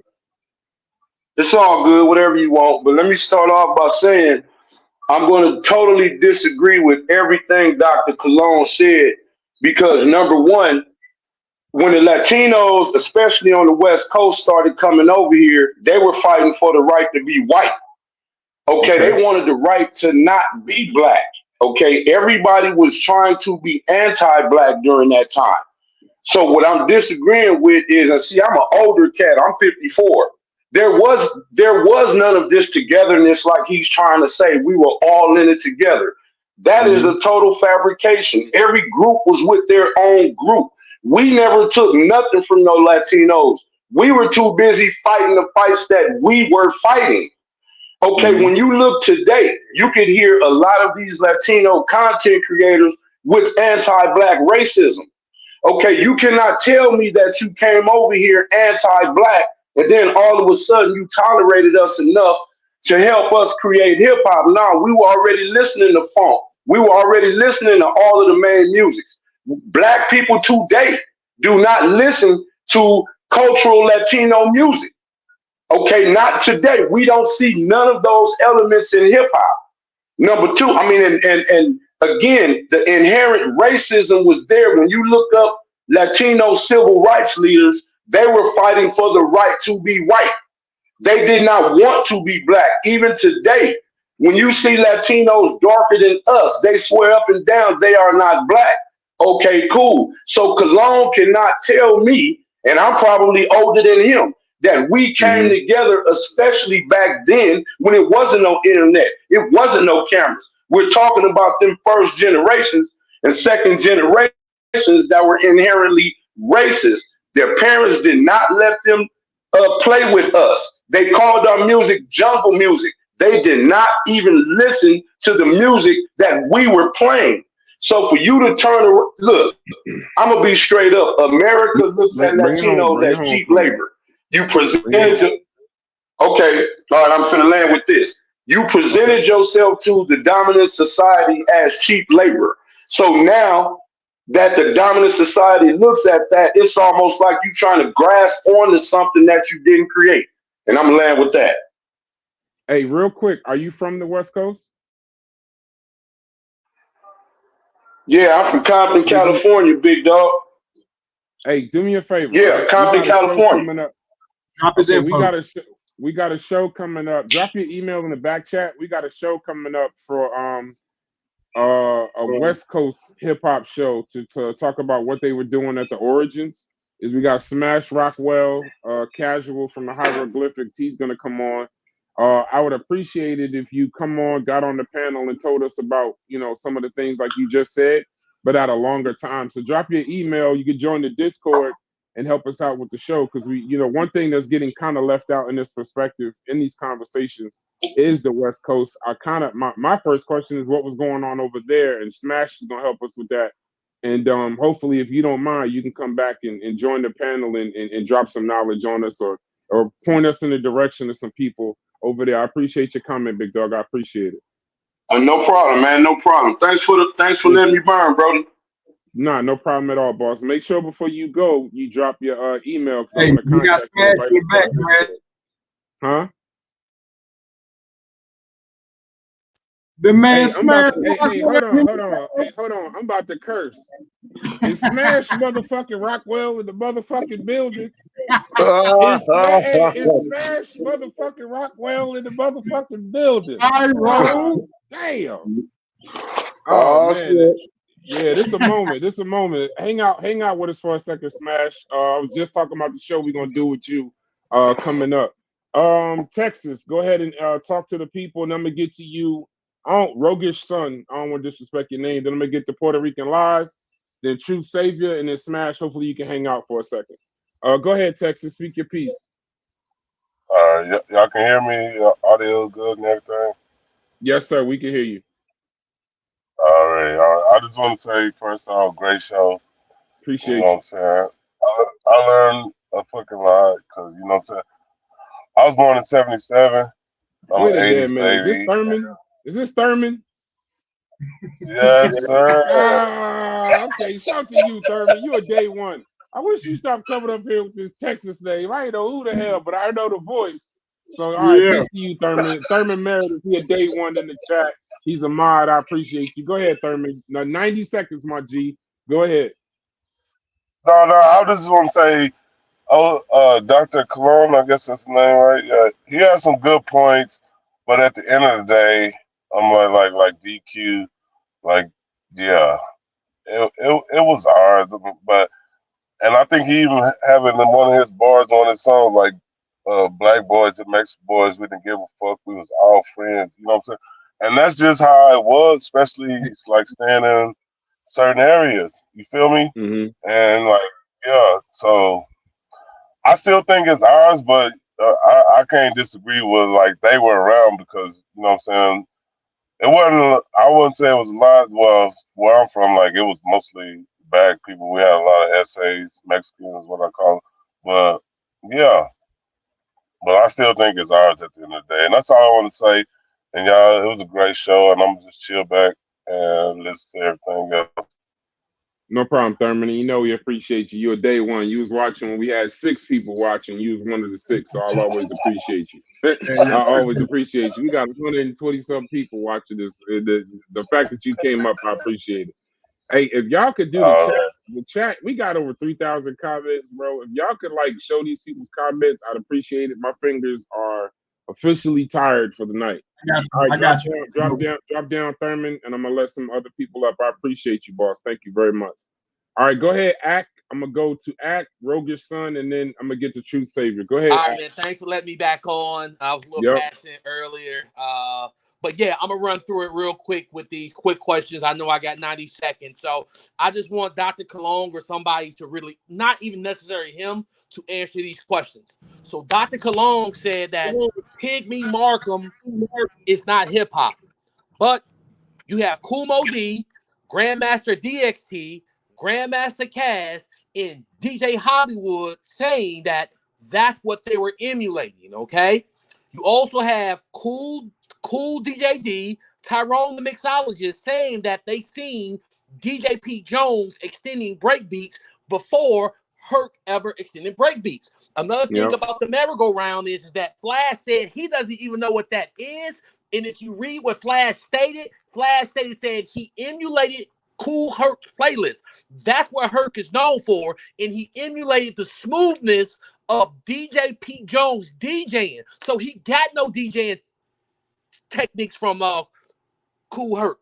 And the last thing I want to state is that if Kool Herc saw hip hop coming out of that island, off that island that's in the ocean in 1971, 1970, why doesn't Colon ever address these types of questions? What Herc stated, and that's, and that's pretty much it, And the last thing is, why did Kool Herc thank James Brown? Flash thanked James Brown. Bambaataa thanked James Brown. And he didn't thank any type of Latino or Jamaican music. That's it. Thank you, brother. Hey, I appreciate you, brother. Make sure you come back and check us out, bro. You about 2 great comments from being a mod. I appreciate you, bro. I love your passion. Hip hop does this to people. I think a lot of times we get so caught up in the divisiveness of the races and the culture and who created this, that, and the third. But at the end of the day, I appreciate that 50 plus years later, hip hop can still bring people to a YouTube to have discussions just on the origin. So I appreciate you, my brother. Facts, man. All right, thank you, man. Yes, sir. Roger's son, you got 90 seconds, big trouble. You've been patient, and I'm gonna get to Puerto Rican Lodge, True Saver, and my man Smash Rockwell. I know you're busy, bro. Go ahead. Much respect. Roger's son, go ahead, boss. Much respect. Appreciate the hospitality. First and foremost, great discussion on either parties involved. I'm a nigga and from North Tulsa, Oklahoma. You feel me? So, you know what I'm saying? It's EBK every day, all day today. I die as far as I'm concerned. Summer Jam screen for you, boss. I love. Go ahead, talk that talk. Go ahead, talk that talk. So when it comes to black culture was something that I saw everybody putting down, even black people to a degree when it came, especially when it came to hip hop. Black people call hip hop nigga music. It wasn't all embraced by all black people. The black people who didn't embrace it, they said that's that nigga shit, right?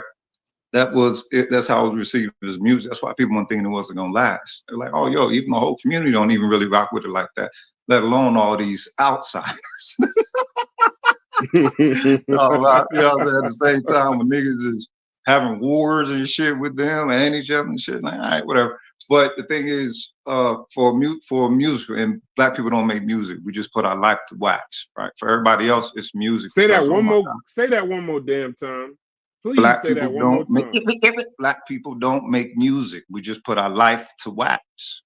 We're living. That's why it's culture to us. It's everybody else, just music. They're talking music. That's a commodified form of our culture. I appreciate you, brother. Thank you very much, bro. Thank you very much. I appreciate that. Go ahead, Puerto Rican Lies. I'm almost terrified to let you speak, but go ahead. That name is wild, but go ahead, bro. Puerto Rican Lies. Speak your piece. No, I'll be sensible. Can everyone hear me? Okay. Yes, sir. We can hear you. Okay. I'll say this. What I got, like 90 seconds. I'll say this. 90 seconds. When you hear the beat, land your plane. The Puerto Ricans, who follow Puerto Ricans? Who in the world want to be like Puerto Ricans? When the last time you heard anyone say that they want to do something or be something that a Puerto Rican is or have done? Black folks been making music since forever. Black Americans. I'm just repeating the same thing over and over that everybody already know. We did jazz, they didn't like that. Blues, R&B, rock and roll. They stole every goddamn thing. So what make you think that they ain't gonna try to steal the most popular genre of music at the moment? And who wouldn't want to be a part of this greatness by any means necessary? And what have they done since then? What trends have Puerto Ricans or any Latinos set since then in this industry when it comes to any type of music or hip hop? Who was the popping Latino rappers in the late 80s, in the early 80s, mid 80s? Who was they female rappers? What about when the Black Power movement was going on in the late 90s with Fight the Power? And where was the Puerto Ricans at? Where was the Puerto Ricans and Latino rappers in the early 90s, mid 90s, late 90s? I mean, it's probably a spectacle of them because they copy what we do. Gold teeth, platinum teeth, diamond chains, all that stuff that you see them wearing now. Before, when they used to call us niggas, especially the Southern California Mexicans. I've been in YAN affairs with them suckers. They don't like us, but you'll see them now rapping like us, trying to be like us, wearing platinum teeth and all that. They just mimic us. That's it. And just because they was there riding our coattail or had a hand on our butt buckle, don't mean that they was part of this culture. And I understand that they would want to be because it's great. But you guys haven't did shit for it. Nothing. Y'all probably made up a few moves or something, but we always throw shit away and other people come pick it up. The same way K-pop is over there. That's black music disguised as Land your something plane. else. Land your plane. Land your plane. Land Go ahead. Land it. No. Give me one more sentence, bro. You had a lot to say. Just land your plane. I got some people I want to speak to. Save me Okay, and I smash. keep it simple and plain, man. They didn't do nothing before then, and they haven't done nothing since. It's 2024. We've created all type of subgenres of music, dances, styles, dancers across the whole goddamn nation. Where are they at? I land. Appreciate you, bro. Appreciate you, brother. Thank you for coming up and keeping it P. All right. So and just so the chat, Dr. Colon stated he was gonna stay with us, but he wasn't necessarily going to speak or make any comments. But so he's just listening in to critique of the show, and that's his right because he did his presentation. I actually respect that he's willing to hear people out. So I got Truth Savior and Smash Rockwell in the motherfucking building. Fuck all that. Now I'm about to change this to tri-media shit. These are gonna be our next two shows on this channel in regards to hip hop. True Savior, go ahead, and then I want to get into Smash because Smash is gonna, for those that don't know, Smash is rapper Casual from the Hieroglyphics crew. He gonna speak his own piece. I don't even want to fuck it up. But True Savior, you're gonna be our next presenter on the channel. Please give us your email so we can set this up. I want to get the flyer out. I want to market it all over the place, and then go ahead, Truth. I'm gonna give you the Summer Jam screen. Speak your piece. No timer on you. Speak your piece. All right, just to piggyback off the brother who just spoke, I'm actually in a debate with a gentleman from the UK who states that jazz is not Black American culture. This is a serious thing where you got the Latinos over here talking about hip hop isn't Black American culture.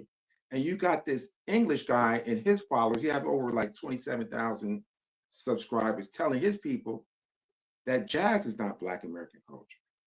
And so I find it, I think we need to wake up and realize that our music culture is truly under attack.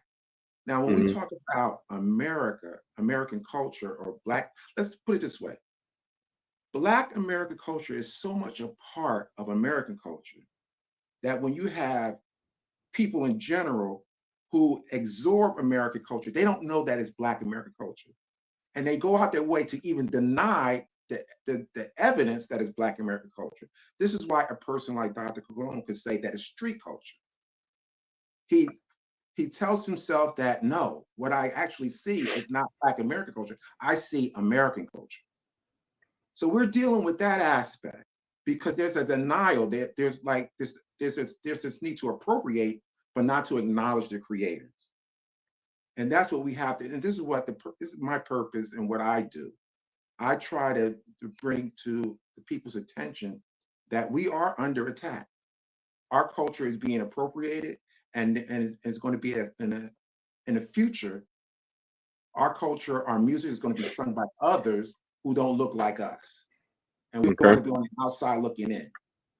And it's time for us as a people to wake up and understand that there are appropriators of our culture.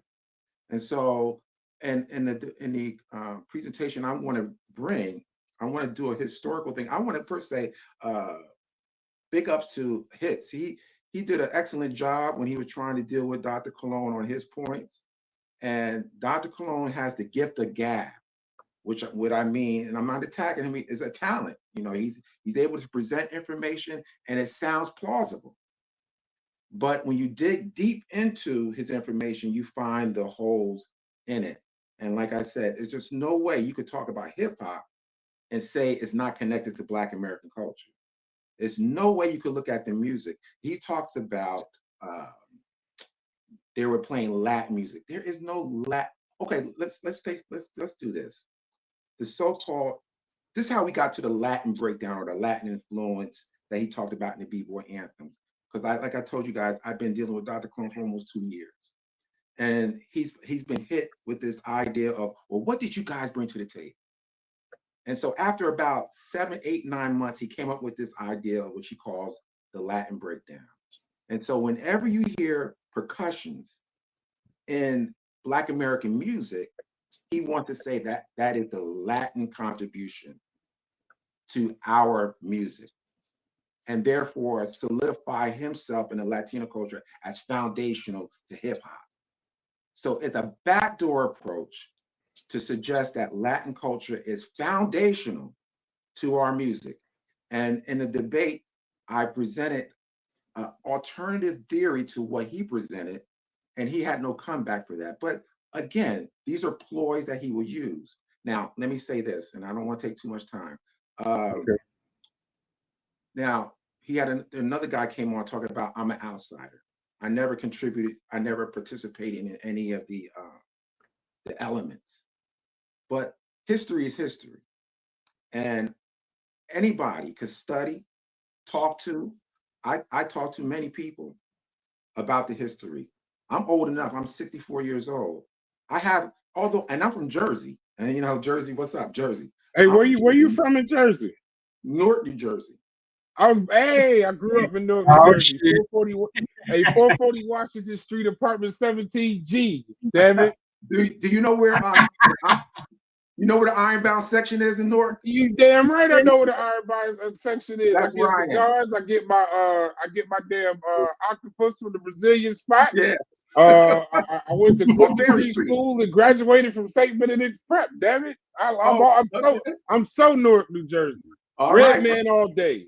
All right. So listen, and you know, Newark and New York, we're close. You know, it's just over the bridge. You know what I'm saying? Yes, sir. And we share some of the same cultural things. So I'm not foreign to the culture in a sense. I identify Black American culture. I understand the vernacular is us. Mm-hmm. I understand the music is us. I understand the dance is us. I understand the even the DJ culture is us. All of that points to us. And to suggest that it doesn't, that's where it seems like there's an attack on Black people. Because he wants us to think that we can't identify our own culture.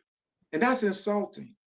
And so my whole idea is, and this is why I got into this thing, because although I never practiced the elements, I understand Black culture. I lived at a time when Dr. Martin Luther King was killed. You know what I'm saying? I know what that's like. You know what I'm saying? So I'm not a young kid or young person that I haven't lived and understand what the history of this country is and what our contributions are to this country. You know, I lived a lot of this stuff. So just because I didn't live in the Bronx doesn't disqualify me from talking about the contributions of Black people and and what we contributed to the world. And everyone else is taking it for granted and don't acknowledge us for what we did. So like I said, I could go on, but I want to land my plane right there. I appreciate you. And like I said, with our next presentation, in the back chat real quick, just drop your email, bro. I can't wait to put this show together. Chef in the building. Hey, do me a favor, DQ. I want everybody to no more comments for a second. I want to highlight these channels in the chat. I am King Sosa World TV. Y'all go and subscribe. Carnivorous Podcast. Y'all go and subscribe. Smash Rockwell. Y'all go and subscribe. Truth Saviors, his YouTube channel, go and subscribe. And last but certainly not least, Dr.Derrick Colon, his channels. Those are in the banner right now. Hit those links and go and subscribe to those channels. And then that support. So before I get to you, Chef, I got to get to Smash Rockwell. Please, sir, cam up. You're gonna help us out. You know what? Give me 1 second, Smash. You got a bunch of people in the chat. Give me 1 fucking second. DQ, baby. Shit. Look, the fashion is clever, spectacular weather. I'm blacker than I ever been. Early morning featuring Casual. Ink in the feather. I pen some are macking in letters. My family stay with the gift, cause we rapping together. Like it's Christmas Eve, I just roll up my sleeve and drink a cup of hot cocoa while she rolling some leaves. Have you ever lit a blunt off a chimney log? Massage from a synagogue. Leads foreign student with her friends involved. No, you haven't, so I ain't trying to have it. I'm painting pictures that's lavish. Getaway log cabins. Amazing the magnetism, a magnet in all facets. Check my discography, baby, it's all classics. Feeling like Curl Baskins, surrounded by all this pussy. Making this money up y'all bastards. Funny how I mastered the art of being a subtle asshole on my dean. I'm shutting down y'all classes. COVID-19 flow nasty. Lamar Jackson with the stats how I'm passing y'all lasses. Catch me on the lake chilling laughing. Everlasting, my mind forever layer like fall fashion, nigga. Early morning, cleaning house, smoking that dodo, making money, breaking bank, getting that dodo. Grab a gun, but grab a book. Don't be a dojo. If them boys disagree, then hit the dojo. Early morning, cleaning house, smoking that dodo, making money, breaking bank, getting that dodo. Grab a gun, but grab a book. Don't be a dojo. If them boys disagree, then hit the dojo. Yup, and click the photo. The beat knocking like a piston missing in the Lolo. The chicks know the mission is to get some more dough. And if the friction and the tension seem intentional, then it's a no-go. And as an OG, I'm telling them young brothers to be cool. They push bass and turn up high, like my EQ. Like That's my clipping EQ. in the whip. And they say, yo, shit clean. Pushing 60 in the trunk. 415. 415. Blah-da-dum. Blah-da-dum. About to bounce, I hit the gas and rip the engine out the motor mounts. Hit the house to go read Dr. Ben. Then this chick sent the text that said, lock me in. Hibachi grill, Wagyu beef, Lil Kobe slice, late night demo tapes like Lil Homie nights. I text back at 4 a.m. while your girlie yawning, cause she think it feel better in the early morning. Cleaning house, smoking that dodo, making money, breaking bank, getting that dodo. Grab a gun, but grab a book. Don't be a dojo.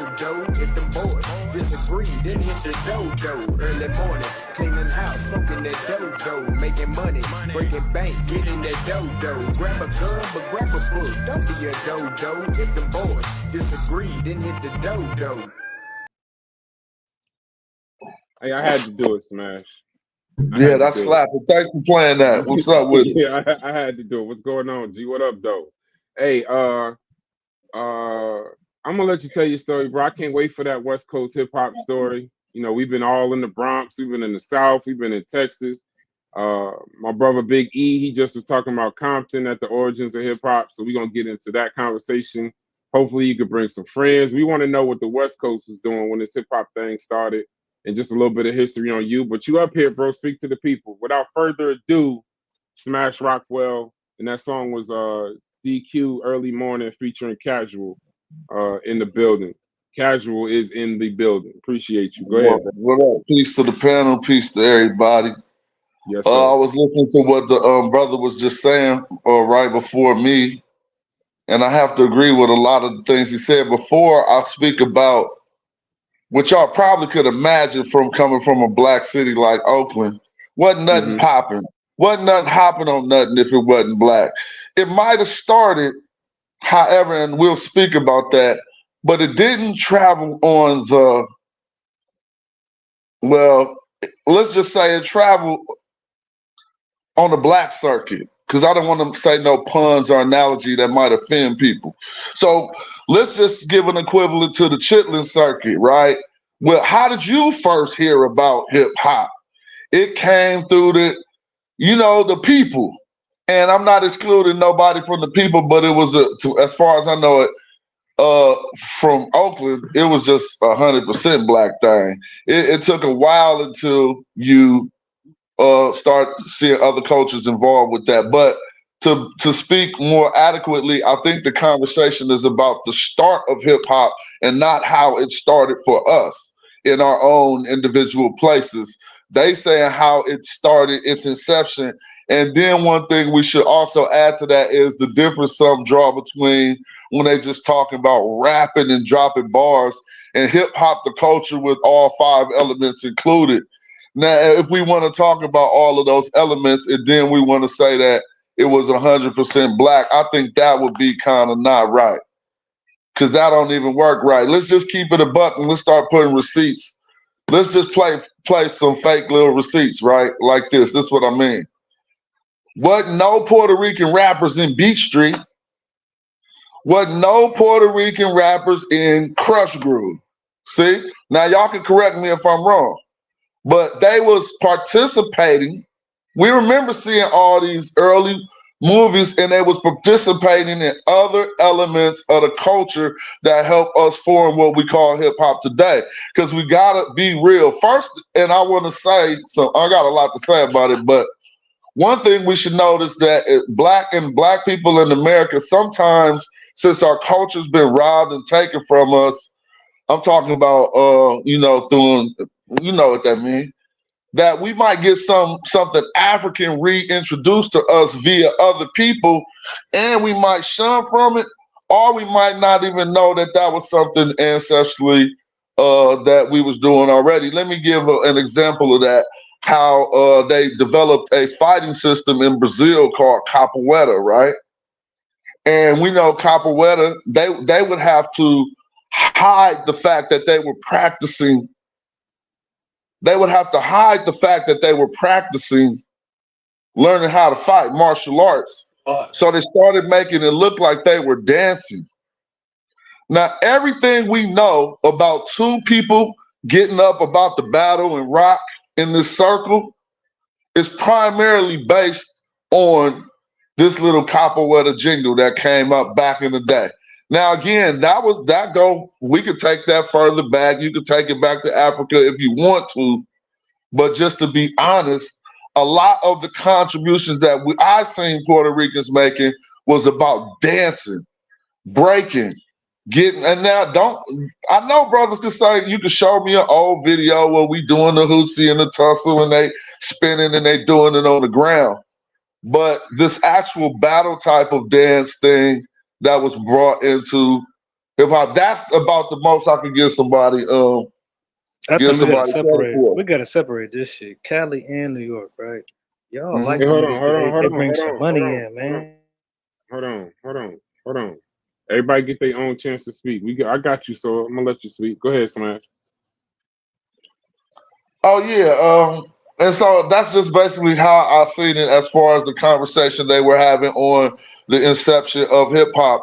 Others did play parts, but they played their role. They wasn't on, as far as I know, they wasn't on the microphone until the first other cultures that I kind of heard on the mic that I was rocking with was like Mantronics. And y'all can correct me again. Isn't that Latin influenced? Mantronics. Y'all don't remember Mantronics? Oh no, what that mean? What Mantronics mean? It ain't for me to. I don't. One thing we don't do, Smash. I am 80s baby. Literally, I'm not. I have no idea. This is literally over my head. We're literally presenting just the information. But I can't ask no questions. I'll be guessing, bro. It'd be like, oh yeah, I appreciate that. Well, there was a group, I think they were out of Miami-ish, and they were called Mantronics. And this is way after the inception, but talking about from the Oakland perspective, that was probably the first group you would ever hear somebody bumping that wasn't black. And so how it was introduced to me, it was completely a black thing. It was a cultural it was a nuisance to the culture. People didn't even like it. And we even got suspended for breakdancing in the 6th grade. So, and without to be long-winded, I think is a whole book that could be wrote on this conversation. And when New York people have the conversation about it, they have a little bit more license to saying how the art form started. One last thing I will add, and I don't want to, before I go, I don't want nobody to miss this point. It seems like, unless you can point it out, dancing is an art form, obviously, but it is an art form that only supports another art form. Like every other art form is independent, as far as I know, except dancing. Yeah, you can dance, but you can't dance without no music, really, though. You see what I'm saying? So even that contribution is minimalized right there to like, yeah, y'all wouldn't even have been out there dancing and doing break dancing or whatever if somebody didn't put these grooves together and let that second art form support the first one. So I mean, that was a small contribution on the matter. You know what I'm saying? Hey, I appreciate you, Smash. We're gonna hit you up. Join the Discord, bro, so we could talk. We could set up this West Coast show. I want to get that perspective from the West Coast because I think so far we've been in the Bronx, we've been to Puerto Rico, we've been to Dominican Republic, Jamaica, we even made a trip down south, but nobody besides you and Big E have come on and really talked about the West Coast at that time, or just West Coast hip hop, period, in general. So I appreciate you, brother. And we definitely gonna contact you. Like I said, his link is in the banner. Go support, go like and subscribe to that channel. And we appreciate you, brother. Thank you for coming up. Word up. I'll be back soon. Let me know. Man, yes, sir, boss. Smash. Go ahead, Chef, and then I'm gonna get to Soil, and then I think we're gonna close out after that. Go ahead, Chef. Oh man, good show. Like I said, this your lane. Like I know you don't want to put yourself in a box. You know what I mean? And I understand about not wanting to put yourself in a box, but the audience definitely comes out to hear y'all when y'all discuss this topic. And Brash, you got a nice cadence with the way that you run the show, especially on this topic. So y'all doing a phenomenal job. Trust me. You know what I mean? Appreciate that. So don't run away from this content. You know what I mean? Y'all doing excellent. But I want to say shout out Dr. Colon. Is he still here? No. The after party is strictly for the chat. He's just giving his presentation. Let me say something to you real quick. Watching them old shows that you used to do, navigating some of those crazy conversations, I definitely took some elements of one of the 5 elements of the conscious community to manage some of these crazy people that are going off, trying not to be too opinionated, trying not to offer a lot of my own thoughts. I mean, we're gonna have these hip hop conversations, but I just want to be respectful, you know what I mean? Because it's not respectful even to the people that join the panel. It's respectful to hip hop. You know what I mean? Hip hop deserves to hear more than just one voice. No matter what the truth is, everybody deserves the chance to get themselves heard, as long as they ain't insane. You know what I mean? And I appreciate you because you're a day one. You're one of the people that every single day is saying, bro, y'all need to go live. Press the button, push the button, bro, y'all need to go live. So I appreciate the energy that you give us. And you're always welcome to come up anytime you want. Let me say this real quick. This nigga Chef, I love Chef. This nigga Chef said, Cologne. Cologne is still in the chat. Dr. Colon's still in the chat. Go ahead, DQ. That nigga Chef said, hey, DQ, Rick Ross just got punched. You need to hit that button.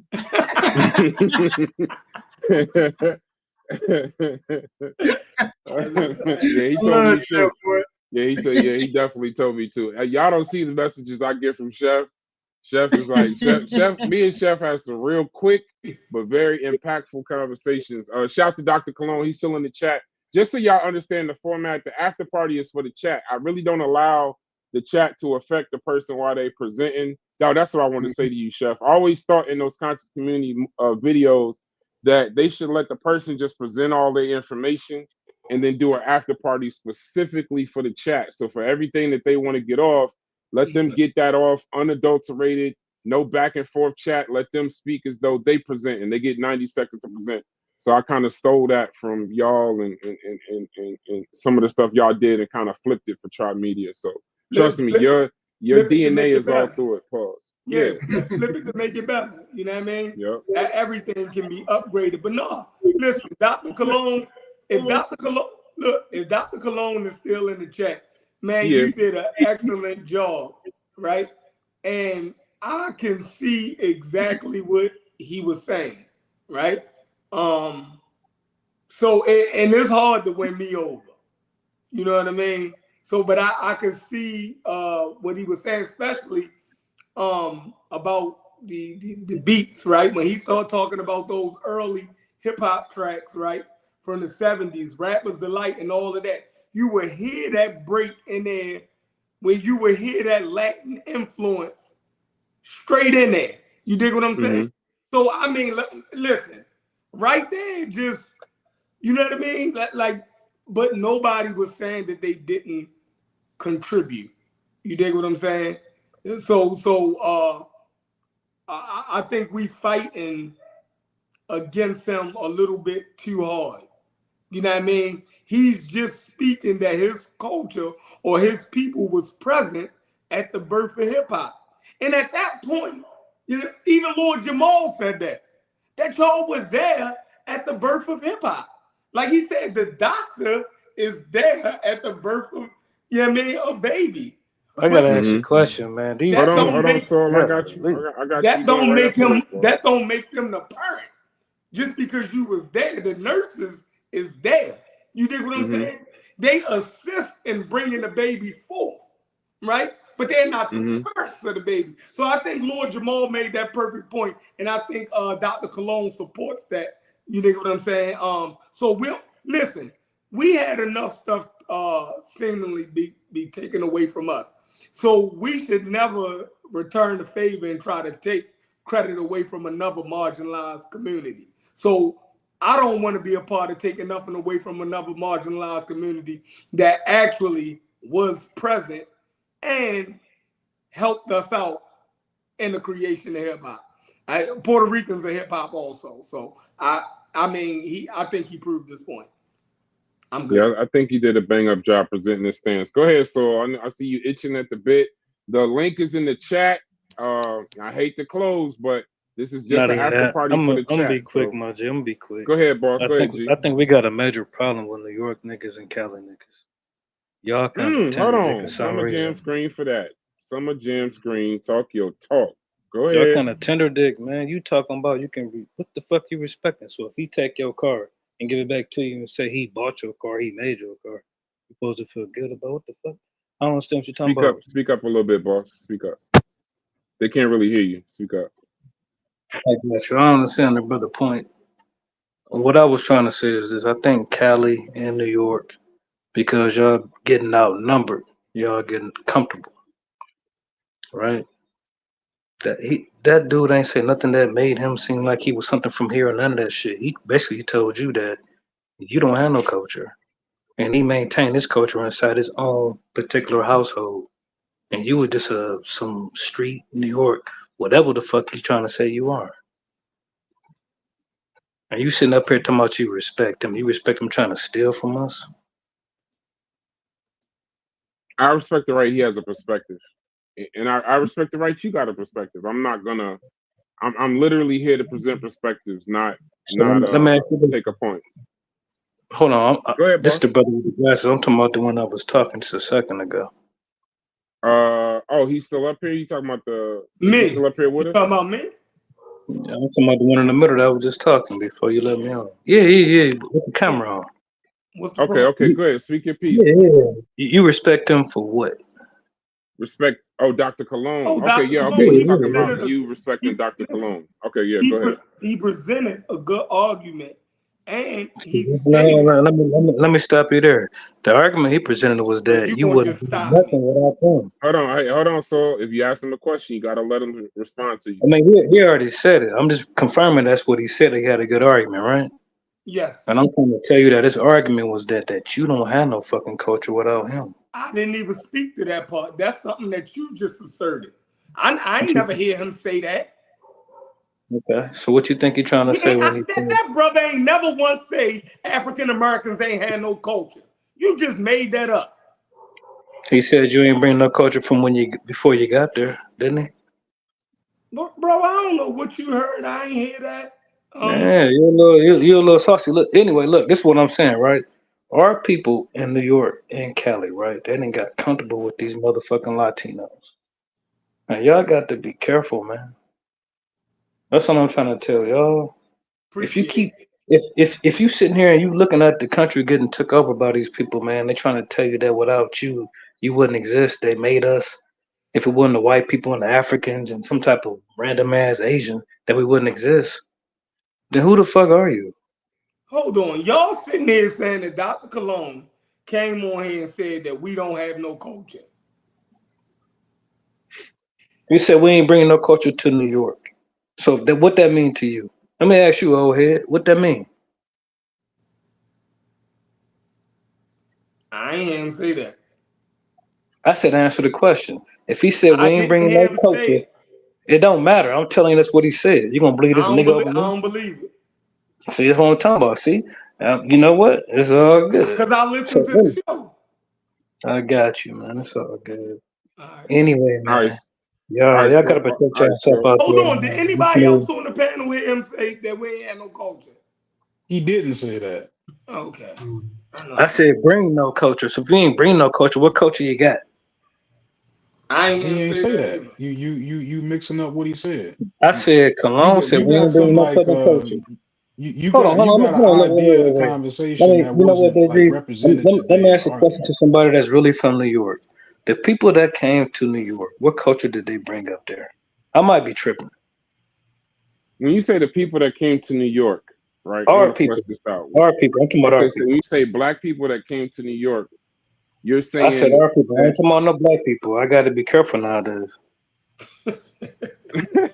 Cause y'all think everybody black. Come on, all that bullshit. Y'all talking about some African, man. Fuck all that shit. I'm talking about us. What we bring up there.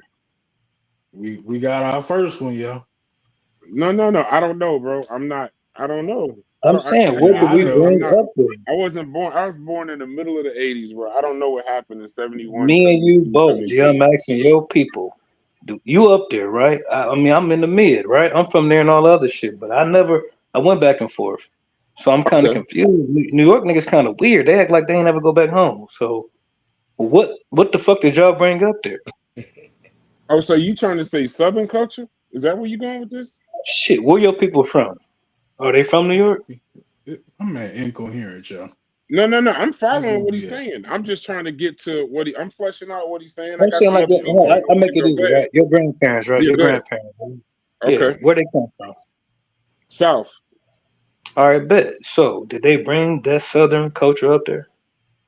When they moved to Jersey, yeah, they brought a lot of the Southern culture. I'm not from New York. I mean, I'm from Jersey, I Ohio. mean, just, the tri-state area, Yeah. I whatever you understand want what to you mean. call it. Yeah, the tri-state Yeah, area. They yeah. brought So Southern culture. when y'all lose it, Huh? Say, oh, we mean when when, did we lose it? We haven't lost it. yeah. We still Southern. I got some So ham hocks and the greens. I'm eating them off for the fourth. so that's the point I'm talking about. So when you get this old goofy nigga up here talking about we ain't bring nothing from down to where we from, like they kind of confused because they come from a different whole landmass, man. We just moving around from state to state. That's all our shit. That's Okay, like I you get your forget who point. your grandma is. You know what I'm saying? Them niggas No, sound kind of goofy I to get me. your point. I didn't catch it at first, but I get your point. I get what you're Yeah, saying. and So the you're old head, I saying don't know, that it the would old have to head dick be riding, and nigga, he ain't realizing that y'all being outnumbered. Like I don't really get it, and no. Hold on. So what you? they Hey, try give to me a take second, your so. shit, man. Give me a second, so what you're saying is it would have to be some Southern culture in it because he came up to New York, so there'd have to be some Southern culture in it, no matter who the people are. You call them Black, African, Jamaican, whatever. It'd have to What be I'm some Southern culture represented in it because that's where your peoples is from, let me essentially. be clear. Let me be clear with Okay, you, right? and I gotta let you go. I got 7 people I waiting, but got go you. I ahead, got land you. your plane, land your What plane. I'm saying is this: it'll make a difference where the fuck we at on this motherfucking terrain. It's us, south, north, east, west, south, whatever. We all do all kind of same bullshit. It's the same shit. So, when you get to talking all this north, south, east, west, you acting like them niggas from all around but here. I got you. You know what I mean? So, Actually, I know. I actually get when what you're saying. It took a minute, but I got you. yeah, I get where you're coming from. when I hear Burbo talking about like that, I'm looking like, what you? He must got like a little Puerto Rican bitch or some shit. Like it's cool, nigga, but that don't be trying to fuck up the set, nigga. But anyway, man, y'all be smooth. Yeah, we be smooth. I appreciate you, bro. I appreciate you. That's a fire comment. All right, that seems to be it. Hey, Chef, you got anything in closing? You got anything you want to plug? Are you gonna come out of retirement and do a damn show at some point? So I can come on your panel and talk my shit. I hope you come back for the Smash Rockwell show and the True Savior show. That True Savior show gonna be official. That True Savior show gonna be official. No, definitely no. I ain't got nothing to plug. I'm gonna go live one of these days, man. I gotta go dust off the equipment. You dig what I'm saying? I could dig it. Yeah, and spark it up. But I ain't been having them. Man, y'all been keeping me entertained. The only time I don't go live is when I'm not entertained, right? But y'all been keeping me entertained, so I ain't gotta go live. When I'm not being entertained, I gotta entertain myself. But No, I can dig it. yeah, so that only go live when I need entertainment. But y'all been holding it down, entertaining me. So yeah, I mean, y'all keep on rocking. Great show. Yeah, I mean, I great show. appreciate you. Once again, shout out to the enemies public. We definitely gonna be looking for a presentation from you as soon as we can. And definitely put your link in the chat. I'll support it. So we're gonna close up. You know what I love about these conversations? I say it all the time. Hip hop, the fact that 50 years later, people are still that passionate. That's why when people come on and they get a little spicy, they get a little fiery, I try to let them go a little bit, because I understand that that's hip hop. That's not no Southern this, Western this, Northern this. You know, it's not that.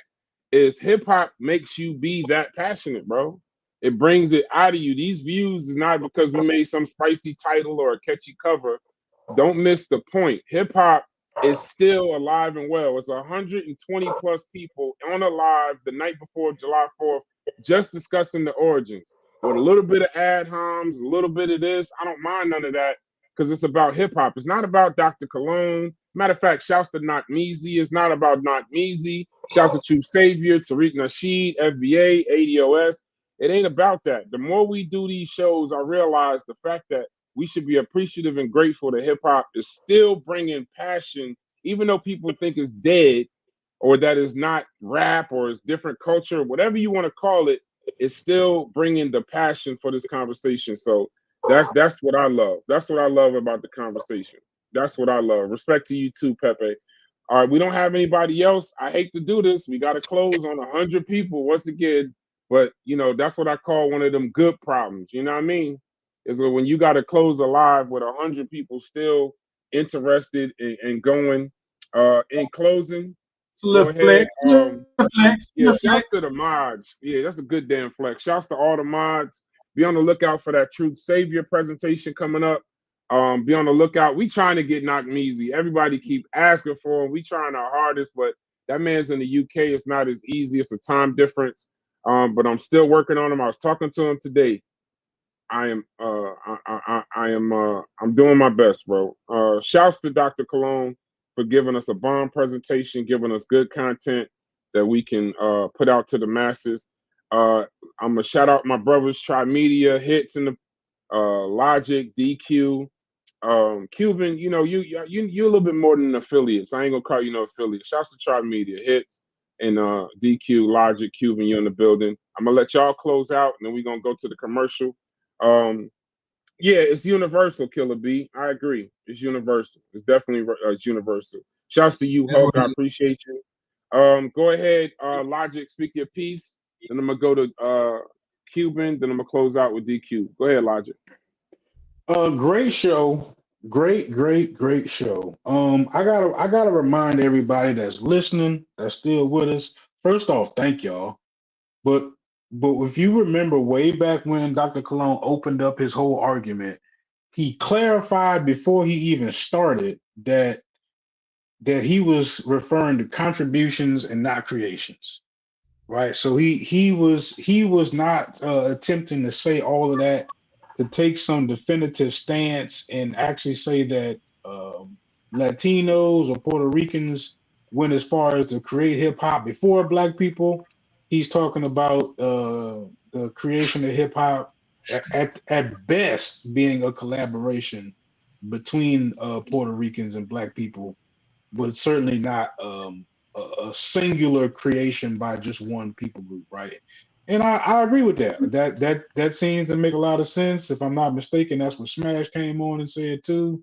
So I mean, that makes a lot of sense to me, and I think that shouldn't be a problem with us. So we shouldn't feel as if we've technically lost something by having to share that, or by that being the accurate history. I think that we can just accurately say that, and we shouldn't have to feel crazy about it. But it was good, man. It was he had a lot of clarity to it. Thanks y'all for coming out. That's really all I got to say. Go ahead, Cuban. Speak your 5 seconds or whatever you about to do. Go ahead, bro. I don't got nothing to say, man. I don't got nothing Yeah, to say. I already knew. All right, so I see how this shit go. So I'm gonna fix this next time. I'm gonna fix your ass. I promise you. Go ahead, DQ. Speak your piece.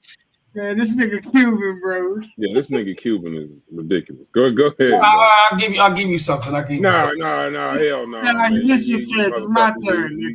Yeah, go ahead, Cuban. Fuck up and get us banned on YouTube. Go ahead, bro. I can't.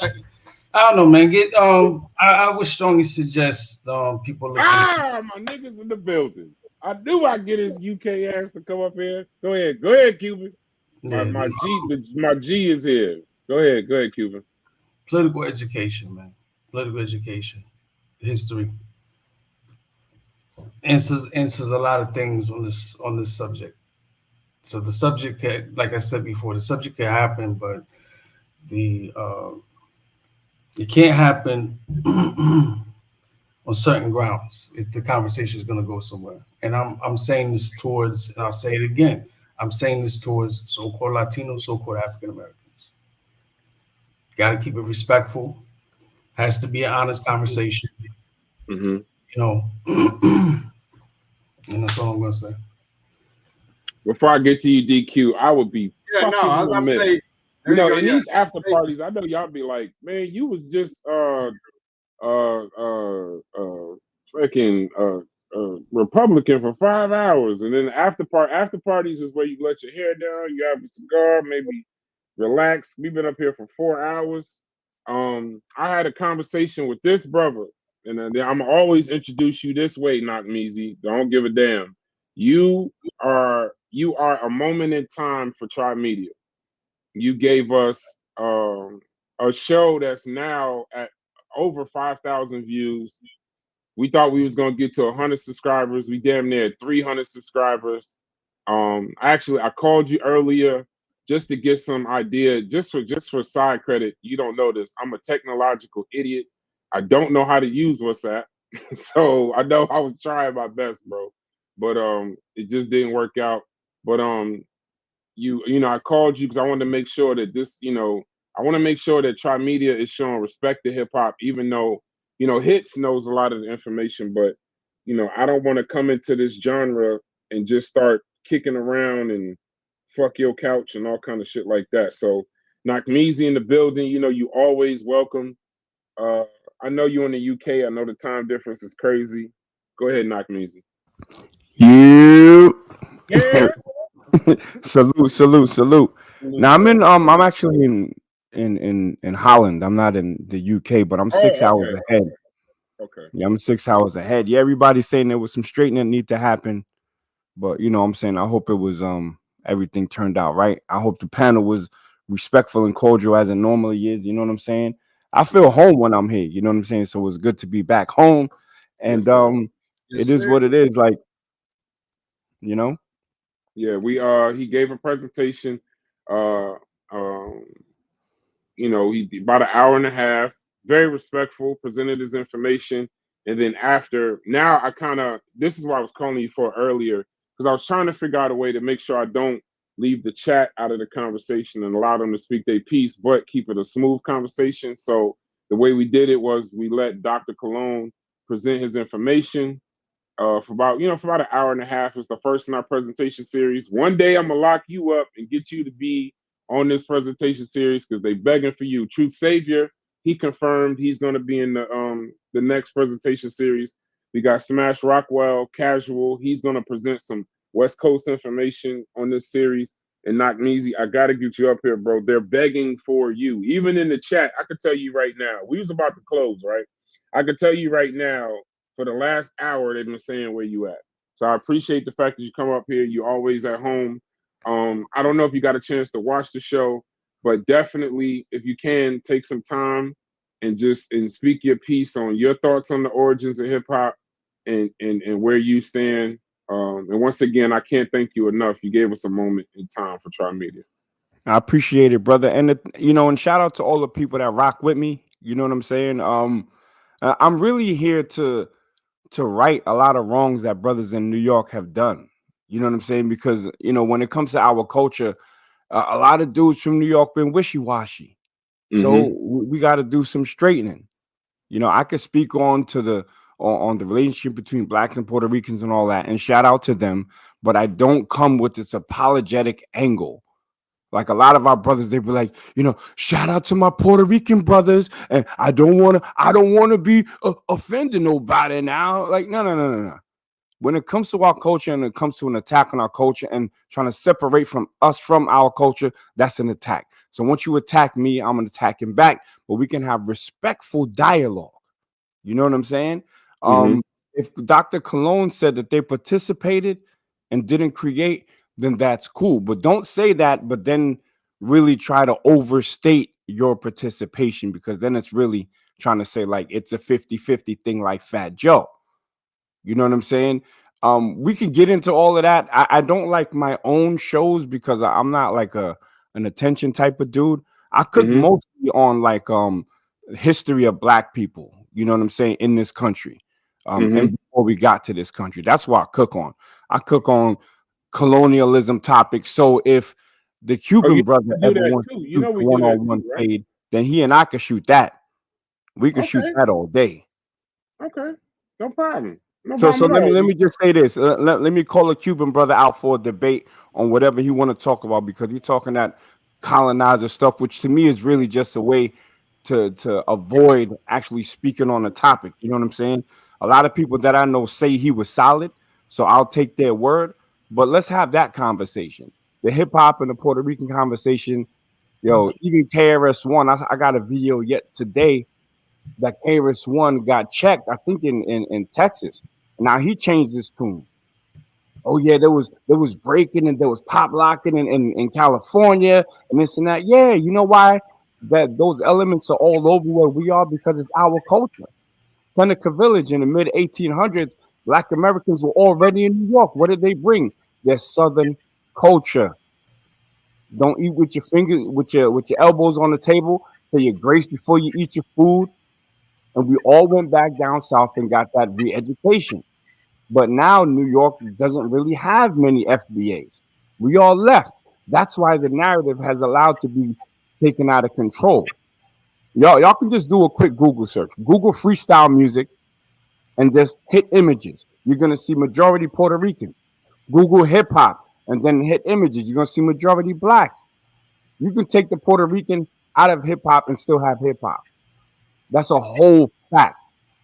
You know what I'm saying? There was, matter of fact, put it like this. Who had the biggest Latin hip hop record? It wasn't a Puerto Rican, it was Kid Frost. This is for La Raza. That's on the West Coast. So let's stop the whole Puerto Ricans did this. Yeah, Puerto Ricans were there. They were there and they were separate. And shout out to them. You know what I'm saying? Matter of fact, when I moved to Europe, I remember seeing the Dominican flag out in Rotterdam, right? And I said, yo, you know what I miss? I miss Puerto Ricans, man. Puerto Ricans do add their own flavor to New York City, and shout out to them. But they participated in our joint, and we really didn't participate much in theirs. So that's a fact. Shout out to everybody that came on the show. But I want to shoot that political or that historical conversation with Cuban. Cuban, what up? You want to shoot that fade? I don't debate. Yeah, of course you don't. No, I You're don't. running. No, wait. You spoke. I didn't interrupt you. I'm talking to you. I do not debate. So how do we set? You can ask these two gentlemen that's here. I do not debate. No, I'll take your word for it. I'll take your word for it. Hold on, give me 1 second. Give me 1 second. How do I set up? It doesn't have to necessarily be a debate. How do we set up where y'all two can have a conversation? Just a conversation with just you two on a panel. This is exciting for me because just to give you a little history, not Measy. Trap Media is a multimedia channel. We talk about a lot of different things, but if you go back through some of our videos, we all for that political conversation. We all for that colonizing conversation, definitely. So let's have a conversation and flush some stuff out with you two brothers on the stage. You wouldn't be against that, would you, Cuban? No, as long as it's not disrespectful, as long as there's no talking at versus talking to, and coming to a reasoning, I have no issue with it. But once it becomes disrespectful, anything like that, I'm done. Are you up for that, Knockmeezy, to get the conversation started?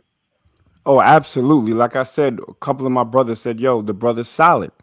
So we should have that conversation. Those are the conversations that I really excel at. The New York thing, I'm just speaking truth to power on New York and our relationship with Puerto Ricans. You know what I'm saying? There was contentious times, and that's a whole fact. And I don't like people overstating their involvement in our culture. And I'm going to push back on it every single time. I saw African Bambaataa try to call Puerto Ricans black.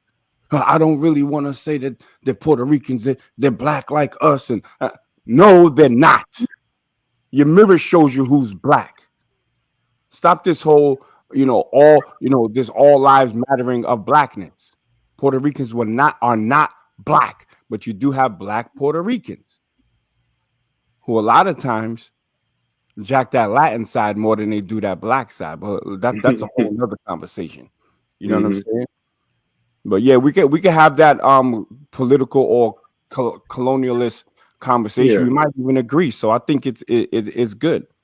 Yeah, let's have that conversation. I'll shoot you an email tomorrow, brother. I don't know how to use WhatsApp. I'm not even proud to say that publicly, but it is what it is. He shot me the wildest phone number today, and I was like, I don't want to embarrass myself. So I hit as many buttons as I could. It didn't work out. But let's get together because, to be honest with you, like I said, we're multimedia. We like to have a lot of different conversations, and that's a conversation I could definitely participate on. And we got a lot of brothers that watch our channel outside of the hip hop space that they're more political and have those kinds of conversations. So that'll be a spirited conversation, and then a good place to have good discourse. So you got anything else you want to say before we step out of here? They can't be two creators for one culture. Hip hop is part of our culture. Our challenge and my challenge to Black Americans is, when are we going to stop being the world's entertainment? We could shoot a ball, we could rap, we could dance, we could juke, but we need to get back to creating other things, bigger stuff than just hip hop. But on the hip hop thing, we got that lock, stock, and sold up. You know what I'm saying? But I'm gonna leave it right there, and then I'm gonna holler at y'all on the next one because it's time to get this shmoney. Yes, sir. Yes, sir. I'll hit you up tomorrow, bro. I appreciate you. Have a happy 4th to everybody. Hey, we love y'all. We're gonna get out of here. Shouts to Hit, shouts to Logic, shouts to Dr.Derrick Colon, man. This went better, way better than even I thought it would go. We got good information tonight. Shouts to True Savior, that's the next presentation. Shout to Smash Rockwell, that's a West Coast presentation. Shout to you, Cuban and Knockmeezy. We can have a good political conversation. I will definitely participate in that conversation. And shouts to Tri Media. And once again, bro, shouts to the chat. Shout out to my mods. Y'all mods kept it spicy. We are at 3,500 comments in 4 hours. That's crazy. 3,500 comments. That means y'all kept it spicy. Y'all was giving y'all opinions. Y'all was letting people speak, letting them speak their piece. Without the chat, we are, without the views, without the this, that, and the other, we're nothing. But most importantly, we had good spirited conversation. If somebody I want to highlight in the chat, I want to scroll up and say her name. I think it's like Nico something, Nick Ombre, something like that. Nick Ombre, something like that. She was spicy, she was fiery, she was agreeing, she was disagreeing, and she's been chatting in the chat for the past 3 hours. So much respect to her. Opal Ivy, I see you. You back in the building. Hopefully one day we get you up here. Shouts to my mods, man. I appreciate y'all. I appreciate y'all. Y'all kept the conversation going. And Moses, China, I love y'all. Y'all have a good one. We out. Hey, y'all have a good 4th of July. I hope y'all eat. I don't know what Hispanics necessarily eat on July 4th, but eat that. To my black people, get your collard greens, your pork belly, your pork ribs, your macaroni and cheese. For the people that can't cook, that nasty ass ziti, them shitty ass meatballs, and hopefully your motherfucking potato salad ain't got no fucking raisins in it. I love y'all. Y'all have a good one, and we'll check y'all after the 4th. Coming back with True Savior and all of that. Y'all have a good one, man. This is a great conversation. I always leave these conversations fulfilled. Thank you very much.